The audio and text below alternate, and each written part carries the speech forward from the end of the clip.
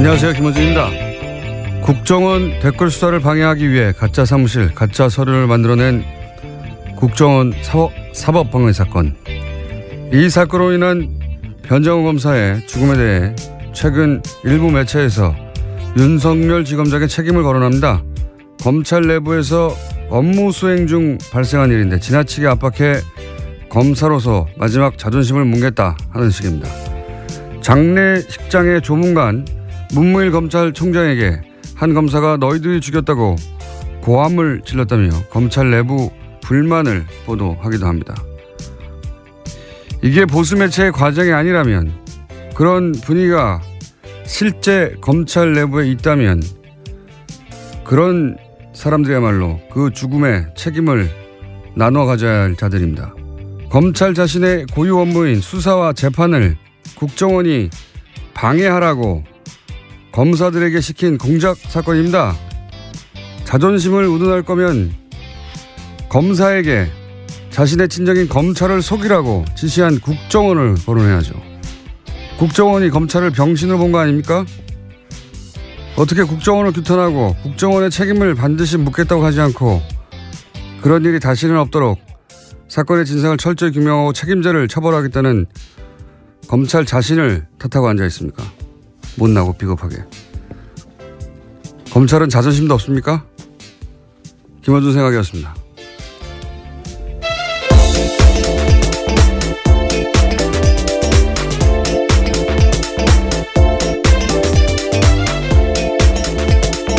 시사인의 김은지입니다. 요즘 그런 기사가 많이 나와요. 네, 그렇죠. 네, 검찰 내부가 어떻다니 주로 보수 매체 중심으로. 근데 이제 화를 내야 되는데 상대가 무서운 상대면 대신 화를 쏟을 상대를 찾아요, 보통. 네. 저는 딱 이런 경우라고 보는데, 국정원이 자기 친정인 검찰을 속이라고 파견 검사들 시킨 거 아닙니까? 검찰을 병신 만든 거예요, 이게. 네, 위법한 지시라면 따를 필요가 없습니다. 이문정 검사건에서도 충분히 나오는데요. 무죄 구형했다가 지금 모든 것들이 다 무죄가 됐거든요. 위법한 지시를 따를 필요 없습니다. 근데 그 개개인 검사들이 무서워서 그랬다고 쳐요. 박근혜 정권 시절에 국정원에서 시키니까 개개인들은 그렇다고 쳐요. 하지만 이제 나중에 사정을 보니까 이제 이게 속이라고 한 것이고 진실이 드러났어요. 그러면 검찰이 화를 낼 대상은 박근혜 정권, 그리고 그때 국정원을 향해 하는 건데, 그리고 자존심은 국정원이 그런 일을 검찰에게, 더군다나 그걸 파견 검사에게 시켰다. 이럴 때 구겨져야 되는 거죠, 자존심이라는 게. 예. 근데 국정원이 이제 굉장히 막강한 상대고, 또 두렵고, 그러니까 그냥 친정 식구들 뒤에서 욕하는 거 아니에요? 이게 자존심이 상하는 거지.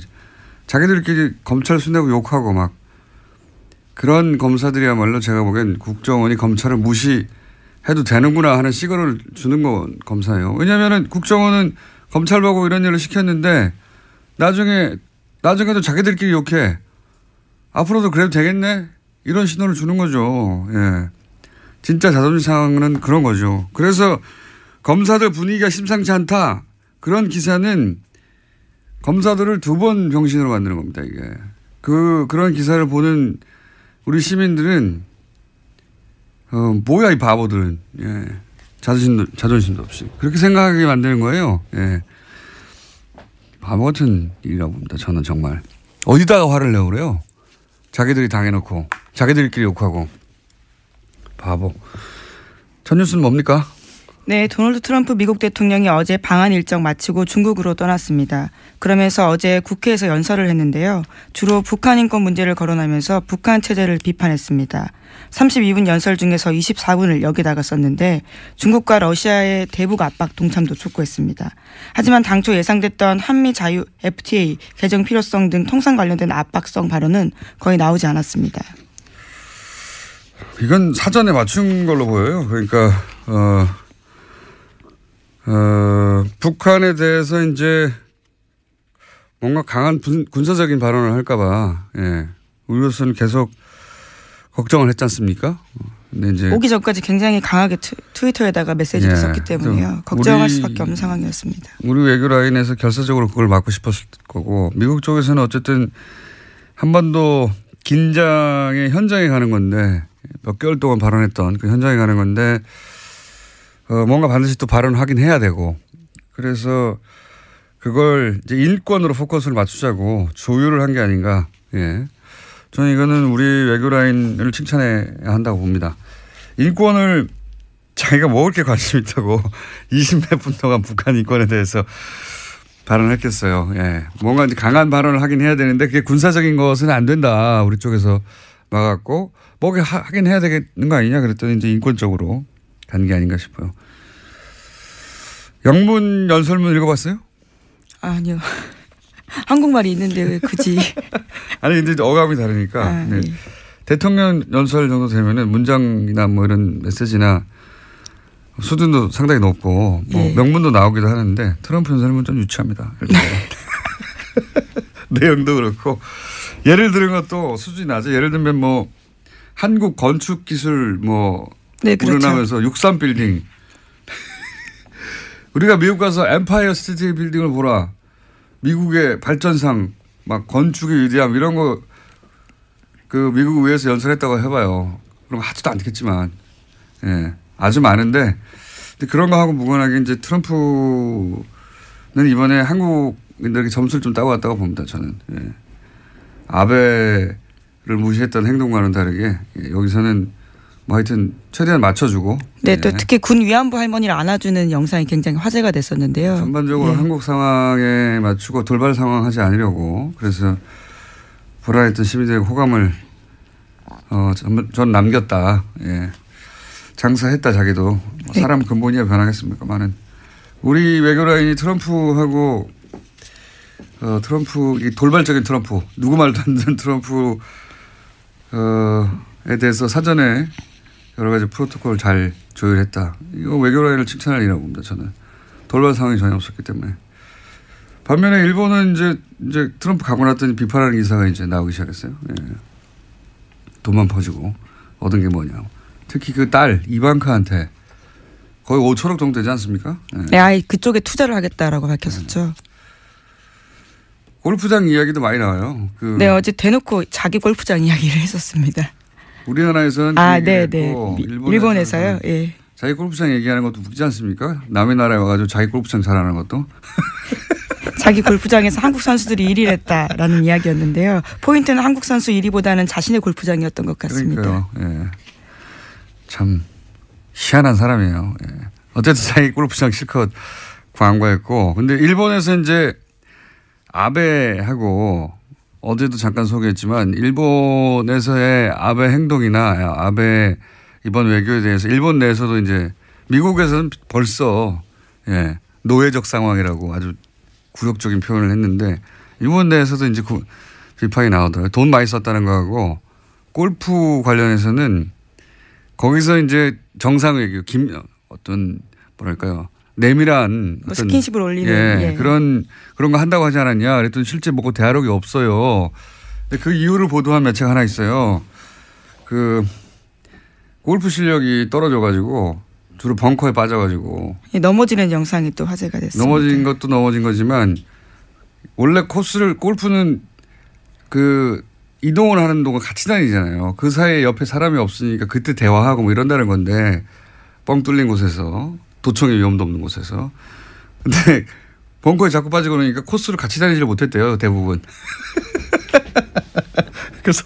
그래서 혼자 벙커에 자빠지고 급하게 가야 되니까 그런 영상이 나온 것이고 코스 대부분은 트럼프는 이제 마츠야마 그걸 모르시구나. 마츠야마 히데키인가요? 하여튼 골프 선수 있어요. 세계 랭킹사에. 대부분은 그 선수하고 다녔다. 이런 보도도 나오고 있습니다. 무슨 외교를 했냐 뭐 이런. 예, 재밌는 보도들이 일본 쪽에서 나오기 시작했어요. 자, 다음 뉴스는 뭡니까? 네, 군 사이버사령부 댓글 사건과 관련해서 이명박 전 대통령의 지시가 있었다라는 진술이 나왔다는 보도입니다. 그제 검찰에 소환됐던 김관진 전 국방부 장관의 진술이라는 건데요. 특히 김 전 장관은 19대 대선을 앞두고 이뤄진 사이버사 요원 증편을 이명박 전 대통령이 시켰다라고 인정했습니다. 그럴 줄 알았어요, 저는. 이분은 가자마자 입을 열 줄 알았어요. 김관진 전 마지막 임무가 실장이었으니까. 전 실장은 네, 박근혜 정부에서 실장이었고요. 예, 이명박 정부에서는 장관이었습니다. 굉장히 긴 시간 동안 중용됐잖아요. 정권에 그렇죠. 대해서. 그렇다는 얘기는 정권 입맛에 굉장히 잘 맞춘다는 얘기거든요. 예. 상황에 따라 얼마든지 바뀔 수 있는 분이라 저는 이분은 바로 보여줄 사람이 없잖아요. 이제 본인을. 예. 바로 실토하는 게 뭐 하루도 안 걸렸는데 이제 줄줄줄 다 나오고. 예. 그리고 반면에 이제 남재준 전 국정원장도 예, 어제 출석했습니다. 예. 이분은 김관진 실장하고는 스타일이 좀 다르죠. 자신이 굉장히 거물인 줄 아는 스타일인데. 예. 예, 어제도 굉장히 거칠게 이야기하고 갔는데요. 네. 이분도 다임 엽니다. 예. 왜 그러냐면 이건 본인이 거물인 줄 아는 스타일이거든요. 대선 출마도 막 하고 막. 예, 실제로 예, 그렇죠. 예, 본인이 정점에 올라 있는 분이라고 착각하는데 국정원에는 이렇게 다른 출신으로 와서 국정원장 하고 지나가는 사람들한테 국정원 별 관심 없어요. 관심 없는데 대단하다고 생각하는 분들이 이제 검찰 조사를 받기 시작하면 본인이 거물이 아닌 것을 깨달아가는 과정이거든요. 예. 거물이 아닌 걸 깨달으면 또 입을 다 엽니다. 이분도 많은 이야기를 하실 것이다. 저는 전망하는 바입니다. 그래서 드디어 이명박 전 대통령으로부터 지시를 받았다는 이야기가 처음으로 나왔어요. 예, 당사자의 진술이기 때문에 굉장히 중요합니다. 이명박 전 대통령도 포토라인에 설 가능성이 커지게 된 건데요. 전 대통령이고 지금 바로 직전 대통령이 수감돼 있으니까 정치적 부담이 있어서 시간이 좀 걸리겠죠. 여러 가지 더 많이 쌓아서. 다만 이제 이 뉴스를 보고 원세훈 전 국정원장이 갈등하겠죠. 나도. 같은 댓글 혐의이기 때문에. 예. 내가 입 다물고 있는 게 무슨 사연이 있나 뭐 이런 생각을 하지 않겠나. 예, 다만 김관진 전 장관 같은 경우에는 댓글 활동 목적에 대해서는 정치 관여가 아니라 대북 사이버전 일환으로 생각했다라는 이야기는 계속해서 하고 있습니다. 그건 이제 자기하고 직접 연결되는 거니까요. 예. 자기 거는 빠져나가고 남의 건 다 줄 거예요. 네, 그렇죠. 특히 그 70명을 뽑는 과정에서 호남 출신을 배제하라라는 이야기는 대통령 지시였다라는 겁니다. 우리 편 뽑으라고 하면서 특정 지역 출신들에 대해서 차별했다라는 이야기도 했습니다. 이런 건 빠져나가야 되거든요. 예. 선발할 때 자기 도장에 찍혀 있는데 아이 시켜서 그랬다고. 예. 많이 생각하고 나오신 거예요. 예. 이걸 원하는 건 다 주실 분이다. 이분은 검찰이 원하는 건 거의 주실 분이고. 예. 네, 현재 구속영장 청구하겠다라고 검찰이 밝혔는데요. 또 영장 실질이 있고 난 다음에 어떻게 또 진술이 더 자세히 될지도 봐야 될 것 같습니다. 자기를 지켜줄 사람이 없어요. 예. 남재준 전 국정원장도 스타일은 다르지만 다 주실 것이다. 자, 다음 뉴스는 뭡니까? 네, 검찰이 현재 박근혜 정부의 국정원 특수활동비 관련 수사를 진행하고 있는데요.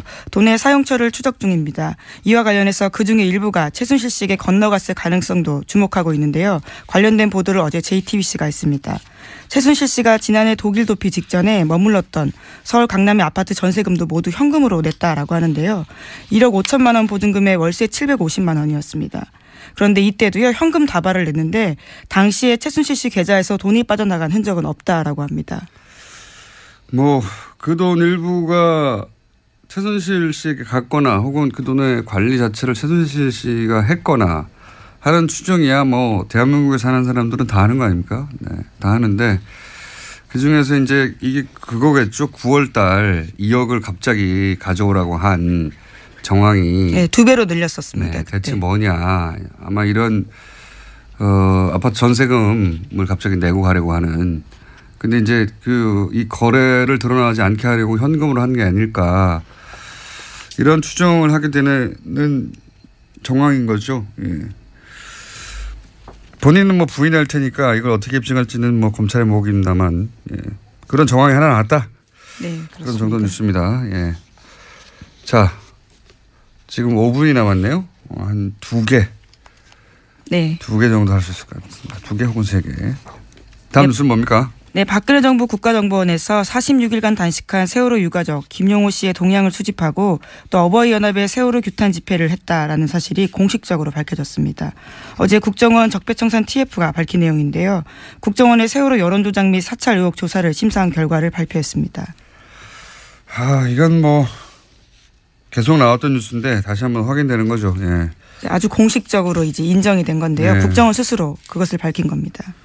그러니까 이제 뭐 매체에다가 기고도 하고 기자회견도 시키고 뭐 시위도 시키고 온라인 활동도 시키고 그리고 그때 당시에 크게 문제가 됐던 뭡니까 그 치킨 사들고 폭식투쟁, 속칭. 예. 사람으로 할 짓이 아닌데 굶고 있는 유가족 앞에서 음식을 먹는 식으로 일부러 조롱을 한 행동들입니다. 일베의 유저들이. 근데 일베 뒤에 누가 있는 거 아니냐. 예, 그런 얘기도 그때 나왔었는데 국정원이 그런 활동들 배후에 있다.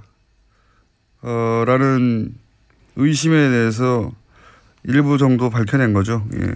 네, 또 김영호 씨 같은 경우에 단식하다가 병원에 입원했었는데 병원장과 주치의 등을 상대로 김 씨 관련된 정보도 국정원이 확인했다라고 합니다. 그러니까 민간인 사찰 의혹까지도 확인된 거죠. 국정원은 뭐 안 하는 게 없어요. 예. 그리고 국정원이다 하고 가서 뭘 묻는데 대답하지 않는 사람도 거의 없습니다. 국정원이라고 하는데. 저는 안 해요. 자, 다음 뉴스는요. 물어봤나요? 저는 안 합니다. 네. 검찰이 탁현민 청와대 행정관을 공직선거법 위반 혐의 등으로 불구속 기소했다고 밝혔습니다. 문재인 후보가 지난 5월에 문재인 후보의 육성 연설이 포함되었던 2012년 대선 로고송이 선관위에 신고되지 않은 채 스피커로 나갔다라는 점인데요. 해당 행사는 지난 5월 달에 있었습니다. 청와대는 법과 절차에 따라서 결과를 지켜보겠다라면서 원론적 입장 내놨습니다. 이거는 보도가 좀 엉터리가 된 부분이 있어서 제가 해설을 잠깐 하자면 제가 선거법을 좀 압니다. 제가 6년 전인가요? 그때 선거법 관련 재판을 제가 아직도 받고 있습니다. 현재. 그렇기 때문에 좀 아는데 탁현민 씨 경우는 이제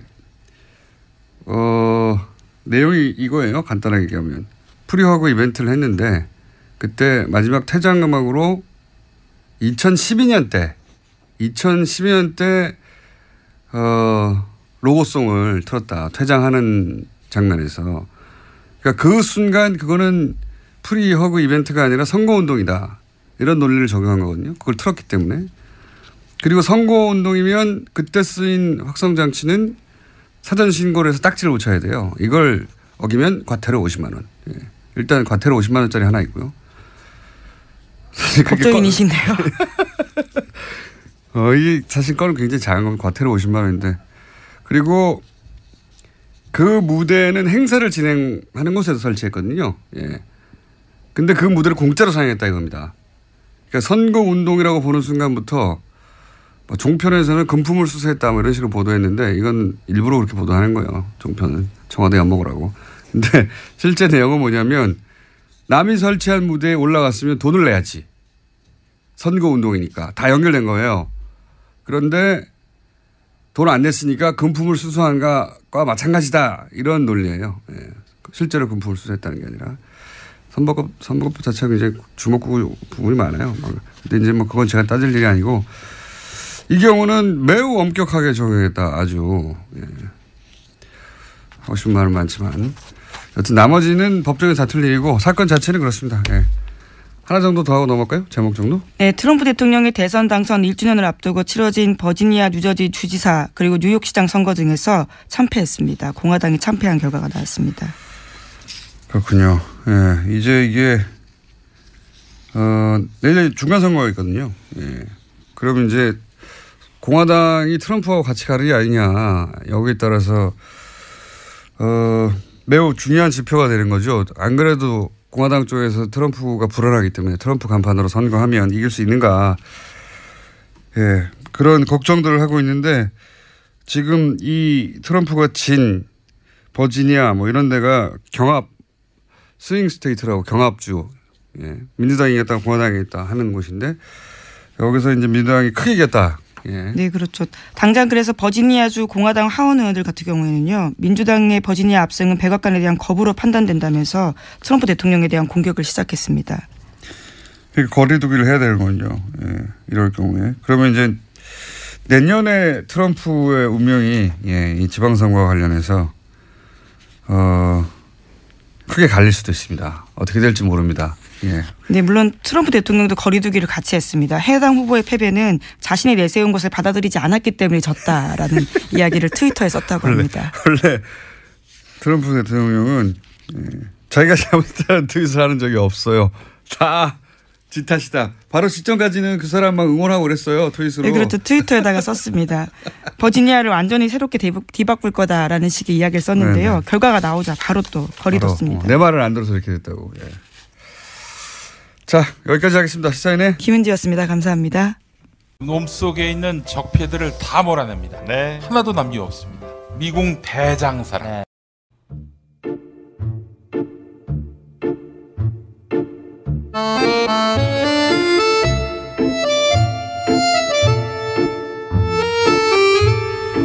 말도 많고 탈도 많은 코너. 네. 그러나 절대 없어지지 않는 코너. 더불어민주당 안민석 의원 나오셨습니다. 네, 오산 비행장이 오산했다고 생각하면 오산입니다. 오산 출신 내리사선 안민석 의원입니다. 자유한국당의 김성태 의원 나오셨습니다. 안녕하십니까? 예, 안녕하세요. 김성태 의원입니다. 이번 국정감사에서 네이버는 우리 국민들에게 핫 이슈로 이렇게 떠올랐습니다. 갑자기 네이버를 또. 제가 이 이야기는 네. 이제 안민석 의원이 이 방송을 통해서 늘 뭐 엄청난 이슈를 이렇게 던지는 경우가 많았는데 네. 제가 하나 알려드리려고 하고 있습니다. 어떤 걸 알려주세요? 기대가 되는데요. 예. 성남시에 이재명 시장이 성남시장이 그렇게 이재명 시장이 구단주로 있는 성남에는 프로축구단 성남 FC가 있다는 거 알고 계시죠? 네. 문제는 이 성남 FC에 네이버가 저소득층 지원을 위한 시민 단체를 거쳐서 39억을 지원을 했어요. 이 시민 사회단체는 희망살림이라는 이런 애초에 본연의 네이버가 예. 여권의 지자체장 그러니까 이 희망살림이라는 있는 곳에 이 단체는 잘했네요. 저소득에 그러니까 성남 지역의 저소득층의 부채 탕감을 위해서 2012년도에 설립됐어요.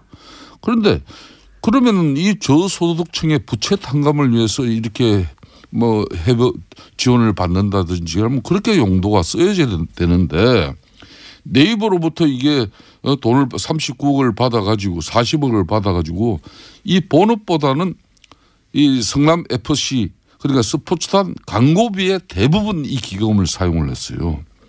이 성남 FC는 지난 3년간에도 이 시민사회단체를 포함해가지고 두산이라든지 농협, 차병은 이런 기업에서도 총 166억을 후원 수입을 올렸어요. 그런 측면에서 일각에서는 이게 대가성 논란이 이제 발생이 되고 있습니다. 제가 왜 이야기를 오늘 꺼냈는가 하면요. 예. 최순실 국정농단의 그 중심이 미르 K재단이라는 안민석 의원님 잘 아시죠? 그건 좀 너무 비약 아닙니까? 아닙니다. 제 이야기를 이거는 성남판 미르 K 스포츠 대단이에요. 예? 좀 많이 하신 것 같은데. 아니 왜냐면은 그러면 아니, 여기서 최순실은 누굽니까? 이 사건에서. 그거야 뭐 누구보다 잘 아시는 김호준 제가 이러면은 성남 FC의 구단주가 누굽니까? 이재명 시장이 지금 최순실이에요? 이재명 때리게 하시는 겁니까? 아니 때린다기보다는 이번 국정감사에서 네이버가 2015년, 2016년에 시민사회단체 그런 그 시민사회단체인 희망살림에 법인 회비 명목으로 지원한 40억 중에 이거 진짜 서민들 영시한 그 사람들의 빚 탕감 운동을 하는 사업비를 이 사업비 명목으로 40억 중에서 네이버가 40억을 줬는데 그 중에서 39억을 이 프로축구 성남 FC 그거는 유니폼 알겠습니다. 로고 근데 왜 광고. 난데없이 저 말씀을 하시죠? 이런 엄청난 이 상황이 벌어졌는데도 불구하고 왜 민주당에서는 이와 관련한 제대로 된 진상규명과 자, 그러니까 또 여기 입장이 나오지 않고 있습니까? 이재명 시장이 최순실이다 이거 아닙니까? 한마디로 하면. 그럼 이재명 시장을 저희 인터뷰 한번 해볼게요. 아니 그러면은 예. 성남시장이면은 이렇게 성남시에 있는 프로축구단 성남 FC에 이렇게 순수하게 지원하는 그 지원은 별도로 받아야 되는 거지. 왜 희망살림이라는 이런 시민단체, 이 시민단체는 저소득층의 가계부채 탕감을 위해서 설립된 그런 본연의 임무가 있는데 돈은 일로 받아가지고 알겠습니다. 왜 불러주냐 말이에요. 이건 대단히 잘못된 이런 한마디로 일이 있는 것도 안민석 의원께서도 맨날 뭐 자유한국당 뭐 그리고 이명박 다스 뭐 이렇게 하고 뭐 이런 것만 하지 마시고 자체 내부도 좀 뒤다보세요 좀. 저는 이번 국정감사를 정점으로 정치인의 사명과 임무는 국민들을 잘 먹고 잘 살게 하기 위한 것이다. 그래서 정책과 비전 위주의 의정 활동으로 확 180도 전환을 했습니다. 저는 저런 이야기에 별 관심도 없어요. 더 이상. 네. 예. 이제는 뭐 최순실 자금 찾는 것도 안 하시는 겁니까? 그거는 좀 마무리. 빼고. 그거만 빼고. 그거는 그건 끝나지 않은 전쟁을 수행해야죠. 그거는 저희가 네이버가 이 40억을 성남시에 그러니까 희망살림에 기부한 그 달에 네이버가 제2 사옥이 필요했어요. 그런데 그 제2 사옥의 허가가 공교롭게 그달 납니다. 무슨 얘기인지 알겠습니다. 이 부분은 김성태 의원님이 문제 삼고 싶으신 부분은 네이버에서 성남시 쪽에다가 지원을 하고 성남시 쪽에서는 제2사옥에 대해서 허락을 하였다. 이런 얘기죠. 왜? 뭐 특혜 준 게 있어요? 의혹이죠. 의혹. 특혜 준 게 있어요? 아니 그 공교롭게 그렇게 맞아 떨어져요. 네. 그 우연이겠죠. 그거는. 왜 우연이죠? 네이버가 이렇게 성남시에 분당 정자동인가 어디에. 의원님 그건 충분히 알았고요. 제가 이재명 시장을 최순실하고 정치시키는 거는 그건 좀 너무 과하신 거예요. 이건 내용을 저희가 모르니까 한번 이 부분도 이 부분을 저희가 이제 이런 부분도 저는 국민들 먹고 사는 문제만 관심이 있어요. 일단 내용을 의원님도 모르고 그러니까 안민석 의원님도 모르고 저도 몰라서 요거는 저희가 빠른 시간 내에 이재명 시장님 연결해 가지고 사정을 확인해 보겠고 어쨌든 지금 문제 삼으신 것은 성남시하고 네이버 사이에 물밑에서 거래가 있는 게 아니냐 이거죠. 아니 성남시가 희망살림이라는 시민사회단체를 설립한 것은 저소득층의 빚을 탕감해 주기 위해서 말 그대로 좋은 일로 만드는 거예요. 의원님 충분히 말씀하셨어요. 그러면 쓸데없는 말씀하시 그만하시고 진도 나갑시다. 네. 아니 의혹을 제기하셨기 때문에 그 부분에 대해서는 아는 사람이 답을 저희는 알지를 못하기 때문에 내용을. 저는 의혹도요. 제가 저런 건 좀 뭐 과거에 최순실 추적을 많이 했지 않습니까? 발로 뛰면서 최소한 저런 말씀하기 위해서는 내부자의 뭐 김아무개의 정언에 의하면 그런 거 정도는 이야기하셔야지 어디서 뭐 프린트해가지고 자료 찾아가지고 말씀하시면은 그별 신뢰성이 없어요. 조선비지에 실린 거예요. 조선비지. 예. 이게 지금 현재 자유한국당 정치보복대책특위에서 그 위원장이 김성태 의원님이시죠. 그렇습니다. 그 첫 번째 터트린 게 이재명 때리기 저겁니까? 이 이전에 훨씬 있어요. 더 있어요? 더 있는데 지금 현재 이재명 시장도 우리 국민들이나 경기도 성남 시민들이 생각할 때는 정말 좋은 일로 이런 희망살림이라는 시민사회단체 만들었으면 거기에 걸맞는 한마디로 단체로 운영이 되게 해야지 왜 이름은 돈은 그쪽으로 들어가게 해가지고 실질적으로 사용처는 10분 동안 그 얘기만 하셨는데 알아들었습니다. 성남 구단의 FC에 사용하면 이건 편법적인 상황이 아니에요. 이런 거는 자꾸 이러시면은 김성태 의원님이 일각에서 지금 떠도는 안민석 경기도지사 출마해서 관련해 가지고 저를 좀 키워주려고 한다고 그렇게 오해를 받아요. 이제 그만하셔요. 내가 뭐 안민석이를 도와줄 일이 없어요. 내가 왜 도와줘요? 네? 아니 우리 당과 우리 정권을 그렇게 망친 당신에게 내가 왜 도와줍니까? 저는 최순실 재산 특별법 통과되기 전에는 저는 아무것도 안 합니다. 저는 당직도 안 맡을 거고요. 하라고 그래도 안 할 거예요. 그거 다 끝나도 당직 맡을 수 있으시겠어요? 아니 지금 왜 김어준 공장장이 이 문제가 이번 아니 최순실 재산 몰수 안 할 겁니까? 민주당이 얘기했어. 김성태 의원님. 알겠습니다. 제가 꼭 이재명 씨한테 물어보겠습니다. 공장장 최순실 재산 몰수 안 할 겁니까? 그렇게 하시니까 국민의당에서 고발하는 거 아닙니까 의원님을 국민의당 괴롭힌다고. 세 번째 고발당했는데요. 저는 이번엔 제가 왜 고발당하는지 모르겠어요. 아마 그분들도 저를 왜 고발했는지 이유를 모를 거예요. 안민석 의원님 제일 만만하니까 막 하는 겁니다. 그리고 제가 이런 거 하시기가 어려운 거죠. 김성태 의원님이 안민석 때문에 정치 인생 망쳤다고 말씀 지난번 하셨잖아요. 저는 이렇게 보면은 뉴스공장 때문에 제 정치 인생이 굉장히 많이 꼬였어요. 꽃 피웠죠. 고발도 많이 당하고 이번에 국민당이 고발한 이유는 네. 전 제가 볼 때는 안철수의 복수라고 봅니다. 본인은 적폐청산은 정치 보복이라고 말씀하셨지만은 안민석에 대한 복수를 좀 중간에 왜 찾겠어요. 의원님한테 복수를 합니까? 이것도 뉴스공장 때문에 그런 거 아니에요. 박근혜 같은 혼밥 쪽일 수 있는 그런 의심을 제가 그런 말을 한 게 아니고 했더니 의원님이 그런 말을 하신 거 아닙니까? 그래서 국민당이 네. 난리가 난 거 아닙니까? 그래서 그거 화날 수 있죠. 당연히. 뉴스공장은 이런 겁니다. 안철수 지금 대표께서도 네. 웬만한 뭐 정치적 그 공격이나 네. 뭐 이런 거면은 조금 지나면 잊혀지는데 네. 이런 사람 자신의 이미지에 관한 부분이에요. 안철수 그러면 혼밥하는 사람으로 알고 있고, 네? 그 혼밥의 문제 제기를 그렇게 실질적으로 혼밥하는 사람으로 만들고 아주 인색한 사람으로 상임위에서 동료 의원들한테 밥도 한 그릇 안 사는 사람으로 안 사는 게 아니라 그거를 자꾸 밥을 안 샀다기보다는 안민석한테 안 샀다고 그렇게 소통을 잘 안 했다 이런 의미죠. 차 한 네. 잔도 안 마시고 그렇게 모르는 밥 한 끼 같이 안 사람이 먹었다 그 안민석이 말씀을 한 아니에요. 것이죠. 그런 그래서 안민석이한테 박근혜와 같은 혼밥적일 가능성을 대선 후보로 나온 안철수에 대한 그런 실체를 제가 제기를 한 건데 어쨌든 그러면 안철수 그 고발 대표가 당하실 그 만하고요. 제가 당시에 보기엔. 예. 이래야 되는 거죠. 야 아니요 나하고 밥 한 끼 먹자. 아유 뭐 그런 가지고 그러냐 이렇게 하는 게 정상인데 그걸 갖다가 방심위에 제소를 한 했잖아요. 번도 그래서 고발당하시겠네. 뉴스공장이 김호준 공장장이 징계 먹었잖아요. 그러니까 처음 안철수 제가 한 말은 아니에요. 안철수 대표는 뉴스공장이 지난 징계를 2월 달에 먹었잖아요. 혼밥 문제를 갖다 안민석 의원이 제기하고 그 이후에 안철수 후보가 최순실 사태에 또 침묵했다는까지 그것도 이제 고발당했죠. 그 예. 공격을 고소당해서 했어요. 그게 예. 이제 응? 그건 무혐의 나오잖아요. 무혐의 나왔잖아요. 예. 수원지검의 그러니까 판결문이 뭐냐면은 예. 안민석 의원의 주장은 아주 객관적이고 과학적인 데이터 분석에 의해 가지고 과학적이란 말까지는 안 했죠. 과학적이라는 게 있습니다. 있어요, 진짜로. 사이언티픽.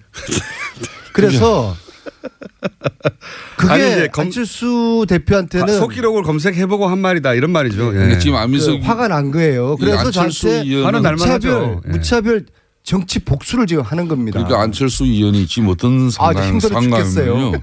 그 당시에 혼밥 뭐 그런 문제를 가지고 이렇게 살짝 던져놓은 돌 하나가 결과적으로 국민의당의 대선 플랜을 꼬이게 만드는 그런 파장을 일으켰어요. 그랬습니까? 결과는 또 지금 당내 분란에 항상 이게 소재로 또 등장합니다. 그러니까 어찌 보면은 더 큰 파장을 만드는 게 옛날 얘기 아닌가. 그만하시고 이제 최순실도 그렇고 그게 김관진 남재준 안철수도 그렇고 제가 저는 내가 이 말씀합니다. 내가 누누이 말하지 않습니까? 안민석 의원 말에 휘둘리면은 정치 인생이 꼬이고 안민석 의원한테 놀아나면 패가 망친다. 그런데- 저는 이제 국민 초병으로서 편한 국민들에게 얘기 좀 하세요, 국민 두 분 여러분 다. 이러이렇습니다라고 말씀하시는 거고요. 김관진 이번에도 공장 요 이야기 왜 내가 왜 고발당한지 국민들한테 알지 되는 고발당했어. 그래서 왜 본인이 뭔가 잘못했으니까 유성혁과 안철수가 고발당한 저렇게 거지. 싸우는지를 말씀드려야 되는 거 아니겠어요? 제가 그랬어요. 그 제가 제출한 최순실재산 몰수법 여기에 이게 최순실의 저주입니다. 이 몰수법에 국민당 의원들이 반밖에 서명하지 않았다. 그래서 소극적이다라고 이야기를 하니까 작년 연말에 국민당은 당론 발의했는데 안민석 의원이 허위 사실을 방송에서 이야기했다 그랬던 거 아닙니까? 의원님 그래서 제가 억울한 거 알겠고요. 사과를 예. 했어요. 그럼 아, 법정에서 해결하시고요. 국민당이 발의만 해놓고 아무것도 안 해서 나는 몰랐다. 아마 안민석 의원이- 공장장도 몰랐을 거예요. 그래서 내가 네. 사과를 했어요. 페북에. 그런데 그 다음날 저를 검찰에 네. 고발을 하더라고요. 자 축하드리고요. 안민석 자 예? 네이버가 그러니까 유성엽 의원이 야 이거 너무 옹졸하고 치사한 거 아니냐. 초딩같이 왜 이러냐.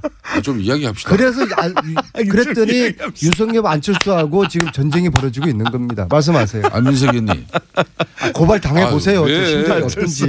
네이버 왜 네이버가 성남시 분당구 정자동에 이 처음부터 사실을 그시면 제2 어떡합니까 그거. 사옥을 이렇게 짓고자 했는데 그런 측면에서 왜 희망살림이라는 그런 알겠습니다. 시민단체를 통해서 알겠습니다. 네이버가 40억을 쏘아줄까요? 똑같은 걸 또 읽으시면 어떻게 합니까? 세 번째. 그런 진실도 좀 밝혀보세요. 알겠습니다. 제가 꼭 그러니까 이재명 이야기는 이제 그만하시고. 이재명 아니 안철수 대표님 얘기도 이재명 그만하시고요. 이제. 시장하고 동업자입니까?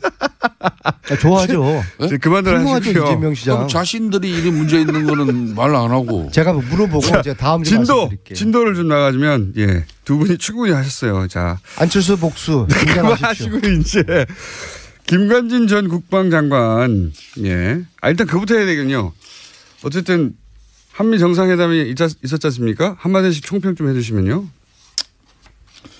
저는 이번에 트럼프 대통령 방안에 따라 가지고 특히 어제는 국회 연설이 있었습니다. 네.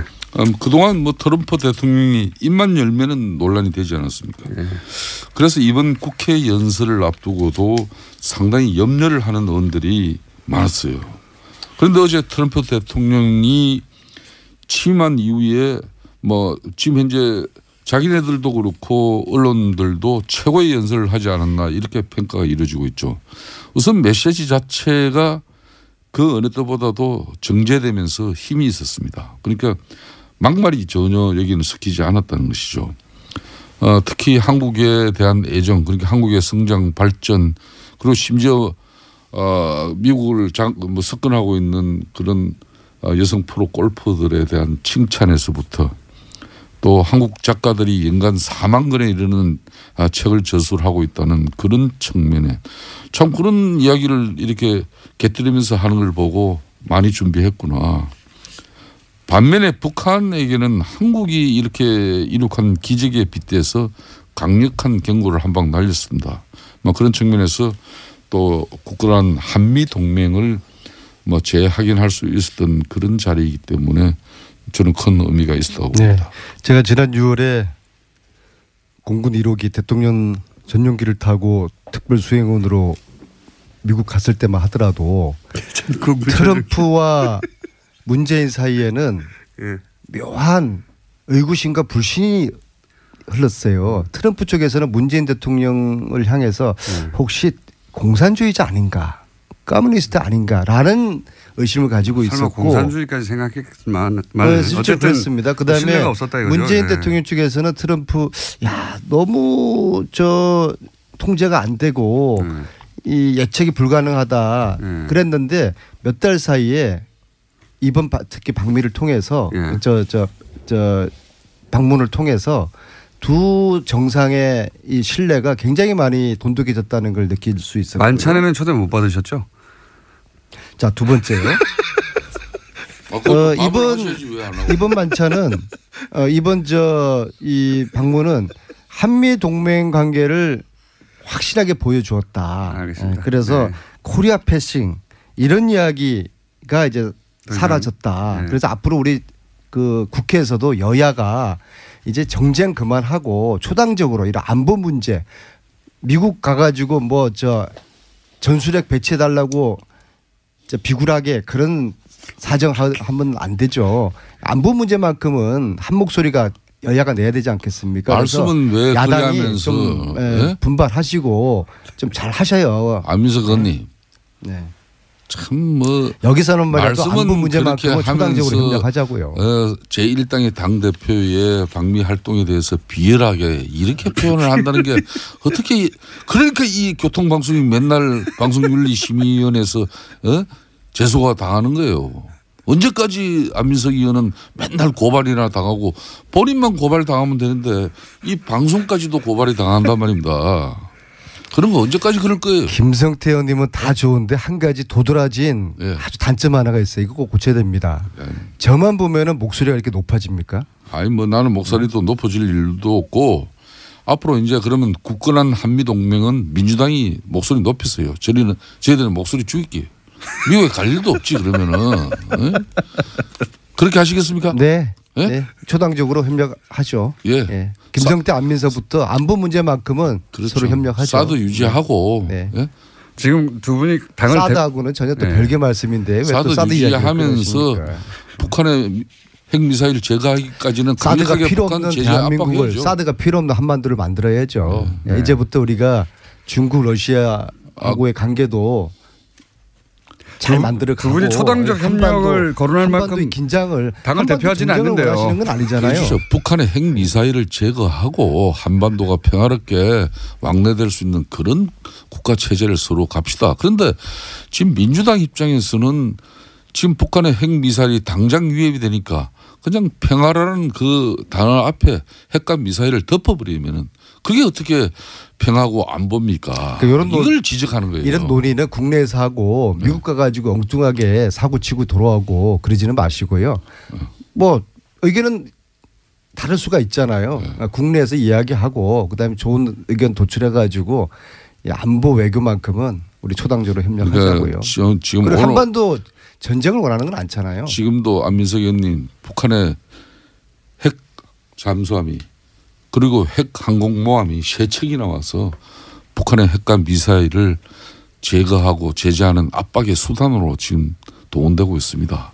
그렇기 때문에 여기에 우리도 특히 문재인 정권이 어떤 경우도 북한의 핵과 미사일이 그리고 핵이 폐기되기 전까지는 개성공단을 그 이전에 가동한다든지 금강산 관광을 또 미리 시작한다든지 그러니까 자한당은 무조건 이런 일은 북한을 없도록 하세요. 비틀고 조르고 압박하자고 하는데 물론 그 필요합니다. 또 한편으로는 대화를 끊임없이 해야죠. 투체력으로 가야 되는 거죠. 북한하고. 이건 어떻습니까? 김관진 전 국방장관이 사이버사 증언이 이명박 대통령 지시였다고 했는데 이렇게 되면 이명박 대통령도 책임을 피할 수 없게 된 거 아닙니까? 간단하게 이명박 MB가 무상급식 먹을 날이 머지 않았죠. 저는 크리스마스를 넘기지 않을 거라고 보고요. 특히 저는 이제 제가 그냥 추측에 정윤회가 유일하게 형님이라고 불렀던 김관진 국정농단 과정에서 어떤 역할을 했을까?